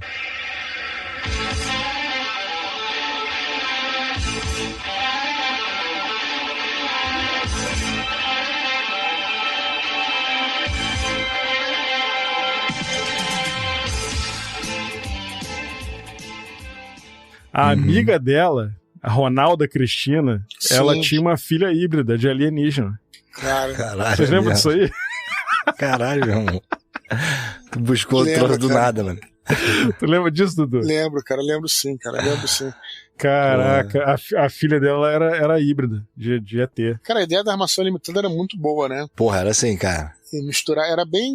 A Armação Limitada era bem um retrato daquela época dos anos 80, né? Sim. Aquela turma do rock brasileiro também, que tinha... também veio muito do teatro também. Então, era muito maneiro mesmo, a Armação Limitada. E tinha eu me lembro da... Esqueci o nome dela agora, cara. Mas só apareceu... Ela nunca apareceu, na verdade. Aparecia só o carrinho, né? E... Era tipo o Bebê Yoda, né? Era tipo o Bebê... Mas acho que não aparecia o rosto, na verdade, sabe? Pois é, acho que não. Caraca, que maneiro. Tinha um nome, cara, essa personagem aí, mas eu não lembro o nome, não vou lembrar. Esses dias, Ribas, foi no grupo lá que mandaram o crossover do ET com Star Wars e vice-versa? Fui eu que mandei lá. Foi tu que mandou? Cara, que loucura, essa porra, não tinha visto essa porra não, mano. A raça do ET do Spielberg aparece no Star Wars, acho que no episódio 2, eu acho. Talvez o Dudu saiba melhor que eu aí. Da fase mais nova aqui, né? Na trilogia nova, né? Vamos dizer assim. A trilogia nova, pode crer. Não sei, cara, eu nem vi, cara, a trilogia nova. Tava numa reunião, tipo a reunião da ONU, com a rainha Amidala, e aí eles estão lá, tipo uma questão política, assim, e tem várias raças lá debatendo. Tem o ET, é verdade, tem razão. E tem o ET lá. Tem a raça do ET, do Spielberg lá. Caralho, nunca ia saber disso, mano, nunca. Um easter egg, assim, muito ampassando, é muito... Assim, prestando muita atenção pra notar. Eu vi, cara, achei caído, mas... Mas eu tô com uma vibe do Dudu, meu irmão. Essa fase nova do Star Wars pra mim, meu irmão, porra, sei lá, me pegou não. É bem diferente, né? Eu, pra mim, só considero até Caravana da Coragem. A gente tava numa nave estelar e a gente caiu. Caiu? Nave estelar. Nave estelar. Nave estelar. Nave estelar. Nave estelar. Pra mim, eu sou meio radical também, né, cara? A Caravana da Coragem é muito bom, mano. Eu assisti esses dias. Pô, bom demais, cara. Aquele monstro do Caravana da Coragem parece o baixista do Earth, Wind and Fire. Né, Léo? Eu tinha inspirado, né? Caralho. É verdade. E o cabelo moleque... é igual, cara. O cabelo é igual. O herói do Caravana da Coragem, o garoto, ele é, porra, chato pra caceta. Não lembrava que ele era chato daquele jeito, meu irmão. A menina era bonitinha, mas o moleque era mimadinho, marrento. Se eu sou um dos ursos Winslow? Ewok, né? Mas faz sentido, né, pro conflito, né, da história. Ah, então, sim, sim. Moleque sem dúvida, mais rebelde, assim, rebelde né? e tal, né? Sim. Ah, meu irmão, mas numa situação real ele teria sido abatido ali, hein? Sim. Pô, de respeitar os Ewoks na casa dos caras, pô. Mas tem uma moralidade pra isso, né? Dele agir assim, depois aprender, né? Tem toda uma moralidade. Sim. Faz todo sentido, né? Faz parte realmente da trama e tal, né? Isso é bacana mesmo, bacana. Mas é bom de assistir, cara. É um filmezinho maneiro de assistir, muito gostoso. Te dá um quentinho no coração, né? É um bom filme, cara. Pra criança é um bom filme. E pra mim esse foi o último filme de Star Wars, cara. Cara, tô contigo, Eduardo. Assisti depois o prequels, né? Depois... Eu cheguei a assistir... Cara, aí esse da Disney eu vi o primeiro. Eu já vi que não ia dar certo, mas... Force Awakens? Isso, acho que é o primeiro da Disney. E o segundo eu não assisti e acabei vendo no avião. Sabe quando você vai viajar de avião e você coloca em dia todas aquelas porcarias que você não viu? Vou ver aqui. Aí eu vi o segundo, cara, não conseguia ver tudo, achei horroroso. O terceiro nem me preocupei em ver, cara. Achei muito, muito ruim, cara. Pô, da trilogia nova eu só vi o primeiro, cara. Não consegui ver nem o segundo. Falei, pô... Então, o segundo eu também não. Só vi mais por curiosidade. Eu gosto muito do Rogue One. Mas, pra mim, cara, tá muito claro que esses filmes novos aí da Disney, dessa leva nova aí, é pra renovar público, cara, eu acho. Claro. Não, tá certo, né? Eles não estão muito preocupados com fã de Star Wars de 40 mais, não. A questão aqui é ruim mesmo, cara. Assim, você pode falar o que você quiser, mas assim, poderia fazer tudo isso aí pra renovar público, mas que fosse bom as histórias, sabe, cara? Eu concordo. Eu acho ruim também. É muito ruim, cara. Pô, cara, o primeiro filme lá tem aquele piloto de X-Wing lá, o Paul Dameron. A mega missão do cara é pegar o BB-8 e levar pra base rebelde lá, porque ele tá com um mapa pra localizar o Luke. Aí, cara, ele consegue escapar da nova ordem lá com o Stormtrooper rebelde, né? Aí cai naquele planeta lá onde tá a Rey. Cara, a mega missão do cara que era levar o droid, foda-se, o cara desaparece. Sim, cara, nada faz sentido. Larga o droid pra lá, cara, na maior. A própria história do Finn, né, que ele é um Stormtrooper que se rebela, vamos dizer assim, né, cara? Sim. Cara, isso é um drama foda, cara. O cara tinha que ser Pô, tem um filme inteiro pra construir isso, cara. O cara, na primeira cena, o cara se rebela, olha o que eles estão perdendo, cara. A oportunidade de construir um personagem, conflitos. Por que ele se rebelou? Porque eu vi um cara morrendo. Pô, mas tu acabou de conhecer o cara, sabe? Sabe? Tipo, olha a oportunidade, cara. Esse é um personagem incrível que poderia ser, né? Aí botam ele se rebelando, aí vira um bobão, cara. Como é que é o treinamento do Stormtrooper, cara? Pra você virar um idiota, cara. O cara é um bobo, né, cara? Tipo um bobão, né, cara? Pô, um Stormtrooper, um soldado, cara. Pô, desculpa, não tem jeito de militar, cara. O cara, pô, não sabe fazer absolutamente nada, cara, sabe? Tipo, não tem laudo de sobrevivência, não tem nada, cara, sabe nada. Pô, cara. É zoado mesmo. Tipo, faz um negócio direito, sabe, cara? Isso o primeiro que, em tese, é o melhor de todos. Imagina os outros que vieram a seguir, né, cara? O próprio Kylo Ren, né, cara? Tu vê quando, a apresentação do personagem iradíssima, né? Quando eles capturam o Paul Dameron lá e tal, que, o cara para tiro de blaster com a mão mesmo. O cara é sinistro. Aí, cara, lá no final do filme, o cara toma um pau no lightsaber de uma pessoa que nunca pegou no lightsaber. Sim. Como, cara? Cara, pra mim o pior de tudo, cara, foi uma parada que é imperdoável. Vocês podem falar o que vocês quiserem. Já falei isso, inclusive, em vários podcasts. O Eduardo tá afrontoso, hein? Ele veio afrontoso, hein, Ribas? Não, isso aí, cara, eu sou bem incisivo nessa parada, porque isso vocês vão concordar. Cara, vocês vão concordar. Sim. Mesmo o cara que adora... Se pegar um cara que adora o que tá sendo feito hoje pela Disney, isso ele tem que... Isso aí não tem uma discussão. Os caras vão fazer... Uma empresa como a Disney, cara, que é uma das empresas mais ricas do mundo, os caras vão fazer uma trilogia. O que você faz? Você sabe que é uma trilogia, né? O George Lucas não sabia que era uma trilogia, mas ele tinha umas ideias, né? Quando ele fez lá os primeiros e tal. Sim. Beleza. Você sabe que é uma trilogia. O que você faz? Pelo menos contrata um grupo de roteiristas para criar uma história que abrange essas três. Claro que você pode mudar um pouquinho, mas tem que ter uma história que vai ter um começo, meio e fim à luz da trilogia, cara, sabe? Tipo, você tem que pensar no final do último filme, cara. E, sinceramente, cara, não é tão difícil assim, cara. Ainda mais a Disney, cara. Aí o que os caras fazem? Os caras pensam no filme, no primeiro filme, chega no segundo, cara, o cara não tem a menor ideia de continuar nada, cara. Os caras não tinham plano nenhum, cara. Que é isso, cara? É um negócio muito macarrônico, isso, né? Isso foi dito oficialmente. Os caras não sabiam o que estavam fazendo. Cara, como é que pode isso, cara? Uma empresa como a Disney, isso é imperdoável, cara. É imperdoável mesmo, cara. é um descaso com o fã, ou com o espectador, cara. E insisto, isso não é difícil de fazer. Era só você pagar um cara pra pensar pelo menos numas diretrizes gerais. Costurar isso ali, né? De uma forma honesta, né? Porra, o MCU não fez isso com 50 filmes, cara. Você não pode fazer com 3, sabe, cara? É, verdade, porra, cara. Sim, foi muito escroto, cara. Tipo assim, deve ser uma estrutura muito doida, né, cara? Assim, lá dentro, né? Pô, mas eles estão cavando a própria cova, né, cara? Fazer uma coisa ruim, pô. Não, o que eu tô falando não justifica, não. O que eu tô falando não justifica. Tu abrir mão dos fãs antigos, que na teoria é gente mais velha que tem, na teoria, né? Mais poder aquisitivo, que compraria mais produtos, que levaria os filhos, entendeu? Aí você abre mão disso pra tentar um público novo que você nem sabe se vai conseguir ou não vai. Sei lá, cara, é um arriscado, né? Star Wars virou aquela receita famosa de turducken, eu acho. Que é um peru recheado com frango, recheado com pato. Meu irmão. Caraca. Um troço, porra, uma ideia absurda, meu irmão. Pode crer, eu vi isso aí no Masterchef. Caraca, parece com nada. Ou seja, estragaram uma parada que podia ser boa, né? Não, cara, e assim, Star Wars tem tanta parada maneira do universo expandido, cara, que, assim, daria pra fazer muita coisa nova, boa. Sim, aí, cara, né? Pato é bom, porra, frango é bom, peru também é bom, mas porra, tu bota um dentro do outro, cara, não dá certo, pô. Pois é. É foda. Enfim.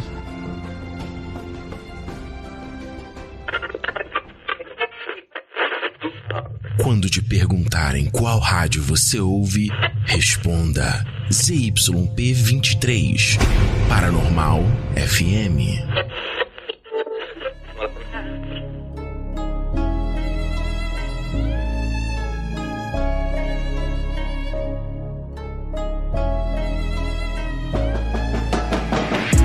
Bom, gente, vamos chegar aqui numa parte gostosa desse nosso programa de rádio que vocês adoram. Quer dizer, eu acho que vocês adoram, né?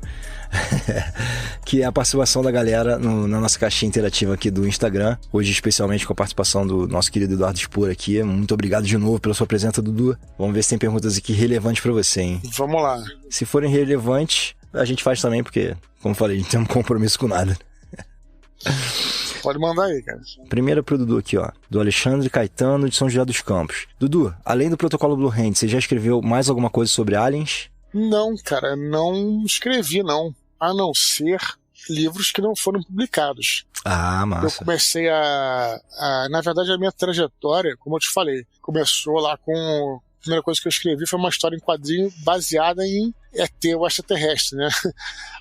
O filme de 82. Então, de certa forma, era sobre alienígenas também. E eu, cara, antes de jogar RPG, eu só fui conhecer RPG quando eu tinha 14 anos. Eu já escrevia muito antes disso. Eu era uma criatura mais da ficção científica. Então, os contos que eu escrevia antes disso, contos, novelas, todas noveletas, né? Que eu escrevia antes de conhecer o D&D e tal, Dungeons & Dragons, eram basicamente de ficção científica. Então tinha muita coisa de ET e tal, mas tudo isso aí é uma produção, vamos dizer assim, bem amadora, né? Mas já escrevi muita coisa assim, cara, nesse sentido. Massa, que legal, maneiro. Bom, a próxima aqui, ó, do André Marques, lá de São Paulo. Ele tá perguntando aqui o que o Dudu acha desses eventos aí dos balões, ele botou balões entre aspas, abatidos nos últimos meses. A gente falou isso aqui anteriormente, né, cara? Sim. É uma coisa que a gente não sabe o que aconteceu, e que nos espantou foi justamente o choque do Pentágono ter dito que... O Pentágono foi a Casa Branca que falou que I have no idea about this. O cara fala assim, né? Foi o Pentágono.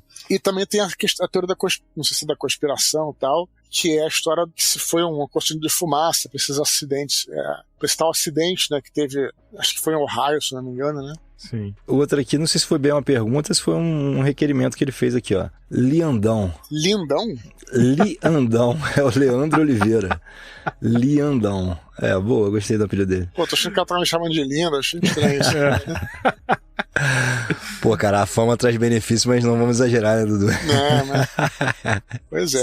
Sacanagem. Achei um pouco... Não é muito minha praia, não, mas vamos lá. Tu estranhou, velho? Tu estranhou, né? Eu estranhei. Vamos lá, né? Cada um na sua, vamos lá. Claro, pô, cada um nas suas preferências, tamo junto. Ó, ele escreveu aqui, ó, Batalha do Apocalipse Live Action. Porra, podia, hein? Será? Fica a ideia aí. Tá falando da história do filme, né? Isso. Filme, né? Quem sabe aí. Muito antes de ter filme, como falei, se tivesse uma coisa dessa, eu acho que seria mais interessante uma série, uma história original, sabe? Mas pode acontecer aí, quem sabe. Pô, que massa. Pois é. Tem uma mensagem aqui que, na verdade, não é uma pergunta pro Dudu, mas é uma mensagem da Nicole Camilo, lá de Caxias do Sul. Ela diz o seguinte: eu adoro os temas e o cagaço é sempre garantido. Muito sucesso, guris. Nicole de Caxias do Sul. Valeu, Nicole. Obrigado aí pela tua audiência. Cagaço garantido, acho que eu vou dar um highlight de cagaço nesse episódio de hoje. Foi a história do super-herói americano, né? Porra. Deu medo, né? Acho que eu não vou nem ver isso aí, não, cara. Eu vou procurar aqui pra ver. Se você tiver no Prime, melhor ainda. No Prime brasileiro, melhor ainda, porque eu consigo pelo menos pegar aqui a legenda. Ou então se tiver no Prime Canadá, de repente eu consigo entrar pro VPN aí e ver se consigo ver. Sim. Porque o problema do YouTube é que não tem a legenda, né? Pra mim, como eu falei. Tem a legenda automática, mas às vezes ela é meio zoada também. Não, a legenda automática é zoadaça. É zoada mesmo. Não confio, não. Ó, tem uma mensagem aqui, ó, do Matheus Neotti. Perguntou: como vocês conseguiram abduzir o Dudu do Jovem Nerd? Irmão, influências. A gente tem influências paranormais, então, pelo amor de Deus, rapaz, respeita esse podcast vagabundo aqui. Pô, cara, eu vou te falar que eu tenho... Bom, além da questão do Fernando, né, que a gente se conhece já tem 2009, faz as contas aí, né? Tem alguns anos aí. Mais de 10 anos, né? Pô, eu tenho o maior prazer em participar de podcasts, cara.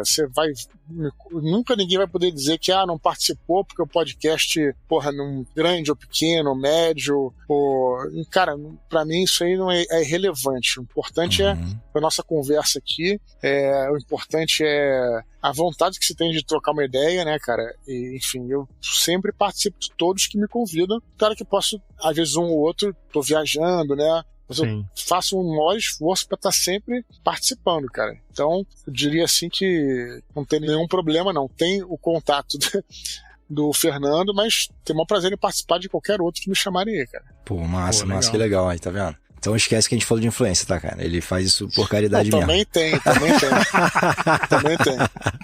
Sacanagem, cara. Bom, deixa eu aproveitar então esse momento aqui pra agradecer muito a tua presença, Eduardo. Obrigado demais, cara. Pô, pra mim foi um prazerzaço. Quando o Ribas falou, marquei com o Eduardo Spor. Eu falei, Eduardo Spor? Ele falou, por que você tá viajando, mano? Eu falei, não, marquei com ele. Falei, não acredito, que maneiro, cara. Então, não, com certeza. Te agradeço de coração, foi muito massa. E teu gentileza de remarcar de segunda que eu não pude pra hoje, cara, na gravação. Obrigado demais. Nada, cara. Pô, que isso. Muita gentileza, obrigado demais, cara. Pô, e pra mim, cara, gravar com um cara que eu comecei a ouvir podcast, tipo, eu tomei gosto de ouvir podcast com o Jovem Nerd, né, cara? Então, assim, ouvir o Dudu lá atrás e, hoje tá gravando com um cara, pra mim é um negócio incrível, assim. Sim, com certeza. De verdade, não tô nem querendo rasgar seda não, Dudu. Além da gente já se conhecer há um tempinho, né? Sim. Mas, pra mim foi bem legal. Maneiro, cara. Eu também, o projeto de vocês eu achei muito legal. Gostei do mote de vocês terem criado esse programa, que é a história da rádio, né? Que tinha lá no Hotel Quitandinha. Muito bacana. Escutei até o programa que vocês fizeram sobre isso. E quem sabe vocês não reativam essa rádio um dia aí e fazem até um estúdio lá, que seria muito maneiro. O problema é que o Fernando mora em outras paragens, né? Mas acho maneiro, cara. Acho legal ter um estúdio bacana, assim, pra gravar. E realmente, assim, é uma coisa meio lúdica, né? Você fica imaginando aquele local ali, né? Sim. Eu visitei a rádio, cara. Parece que não existe mais hoje, né? Parece que a sala tá lá, mas acho que acabaram com tudo lá. Mas eu cheguei a visitar o local. Sabe aquela coisa que é tão surreal que de tempos em tempos você duvida que aconteceu? Foi meio isso. E assim, o meu avô trabalhou nessa rádio lá, na ZYP23, lá no... Sim, eu vi a história. Agora, tu não teve o desprazer de conhecer o Alcides, né, cara? Alcides? É verdade. Não sei quem é, não lembro. É uma inteligência artificial safada que ajuda a gente aqui. Quando a gente fala alguma besteira, ele vem corrigir. Ele fazia novela, cara. Trabalhava em novela com o Zé Wilker. Depois eu vou te mandar uma foto dele aí pra tu ver. Manda sim, cara. Só pra atualizar o Eduardo, que ele não tá ligado, né, cara? O Alcides é um robozinho que o Fernando roubou da Globo, na cara de pau. Eu fui sequestrado, gente! Socorro! Alguém me ajuda! E jogou aqui no podcast. Então, sempre que tem uma correção, alguma observação pra fazer, a gente adiciona o Alcides aí como um terceiro personagem. Caraca, que história, cara. Essa eu não conhecia, não. O Alcides era de uma novela chamada... Como é que era o nome? Transas e Caretas. Transas e Caretas. Com José Wilker. Esse é antigo, cara. Foda. Pois é, ele tá aqui ajudando a gente aqui. Mas parabéns aí como eu falei, parabéns pelo projeto, obrigado aí pelo convite, cara. Pô, achei muito maneiro. Demos uma viajada geral aí, espero que os ouvintes não fiquem chateados com isso, né? Não, que isso. Não, cara, é a especialidade da casa, na moral. Fugimos muito da pauta aí, mas espero que a galera tenha gostado aí. Porra, se voltar o protocolo Blue Hand, né, cara, a gente avisa aí. E quero fazer o jabá final aí, lembrar que no dia 20 deste mês aqui, estarei em Petrópolis, cara. Então, quem for da área aí, cara, Léo, se puder também convidar a galera, vai ser um prazer aí. Com certeza, com certeza. Vou estar lá, se Deus quiser, cara, pra tirar uma foto contigo pessoalmente, vai ser muito massa. Vai ser mesmo, cara. É isso aí. Dudu, fala do teu projeto de podcast, o Minipod. Ah, sim, claro, cara. Sim, também convidar a galera aí pra conhecer, cara, o nosso Minipod literário, cara. É um podcast que surgiu, na verdade, como parte do nosso canal do Telegram, né? Quem tem um canal no Telegram que é o t.me/EduardoSpor. Mas se você não tiver Telegram, não tem problema não, cara. Ele tá em todas as plataformas, basta procurar por Minipod literário. Nosso principal foco lá é literatura, mas a gente fala sobre tudo. Na realidade, o podcast é um podcast curto, geralmente tem 50 minutos e tal. Sai toda quinta-feira no Telegram, toda sexta-feira nos agregadores, em todos os agregadores. Cara, a gente basicamente responde aos e-mails da galera. A gente não tem um tema específico. A gente recebe e-mail e a gente comenta os e-mails. Muitos desses e-mails são ligados à literatura, à cultura pop. A gente lê, comenta, conversa com a galera. Cara, um podcast bem bacana que surge justamente por ser resposta aos e-mails. Cara, surge todo tipo de coisa, sabe, cara? Sim. Desde questões, como eu falei, mais literárias até, sei lá, uma história de terror ou alguma coisa de cinema, né, cara? Enfim, mas e o podcast ele não é sobre um tema específico, como eu falei. Então, fica aí, procurem lá. É um excelente pedido para quem tem pouco tempo, de repente, um deslocamento dentro da cidade, não que nem o Fernando que ia de uma cidade para outra, né? Mas assim, você 40 minutos, geralmente é um pouco na contramão de como são os podcasts hoje, nada contra, que tem 2 horas, 2 horas e meia, que também é bacana, mas a nossa proposta lá é ser de 40 minutos, 50 minutos, então você tem que fazer uma viagem curta, né? É uma boa pedida aí, e acho que vocês vão gostar, cara. Minipod literário. E eu ouvi ontem, cara, alguns episódios, né, do Minipod lá, e, cara, dicas legais pra quem quer escrever, pra quem quer começar. Uma que eu achei muito importante tem que se ler muito pra poder escrever.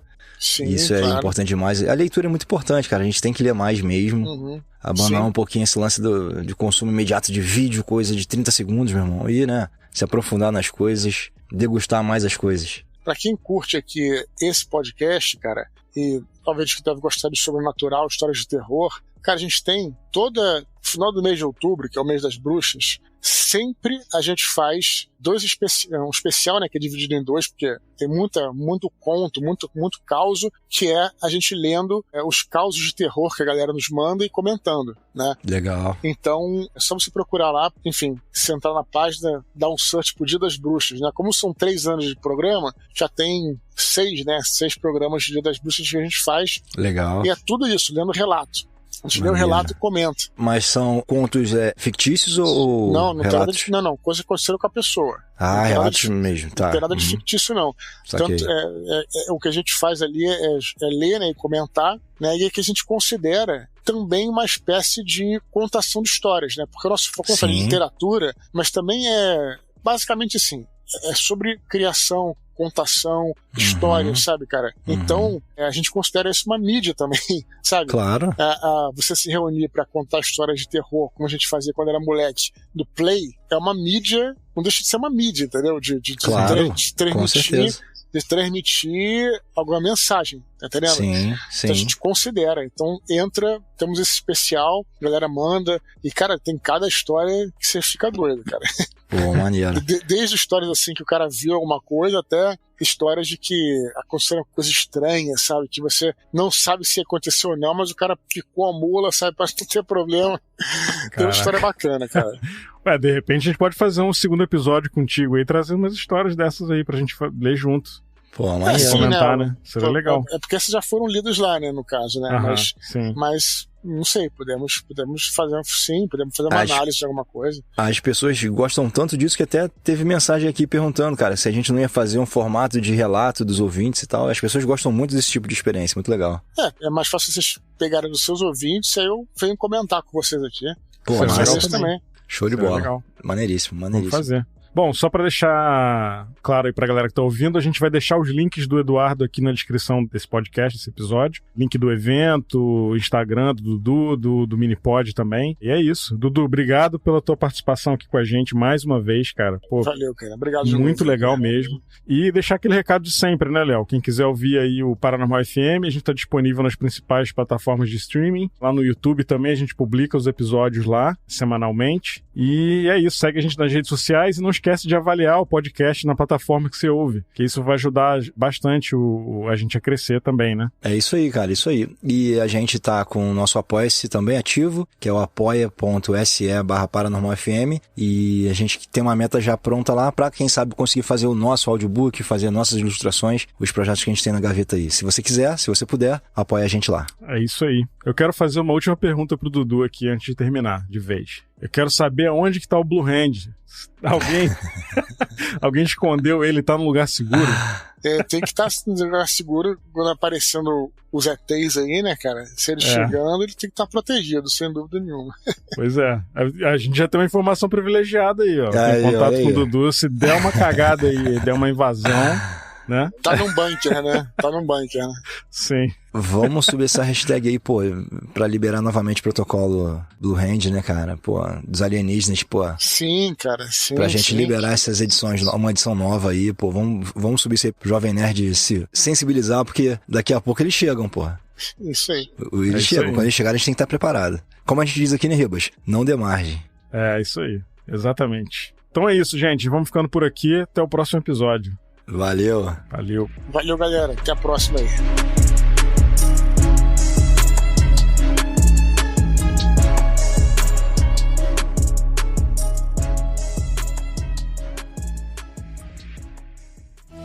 Este episódio foi editado por Atelas, soluções em áudio para podcasts. Encontre a Atelas nas redes sociais. É só buscar por @AtelasEdição.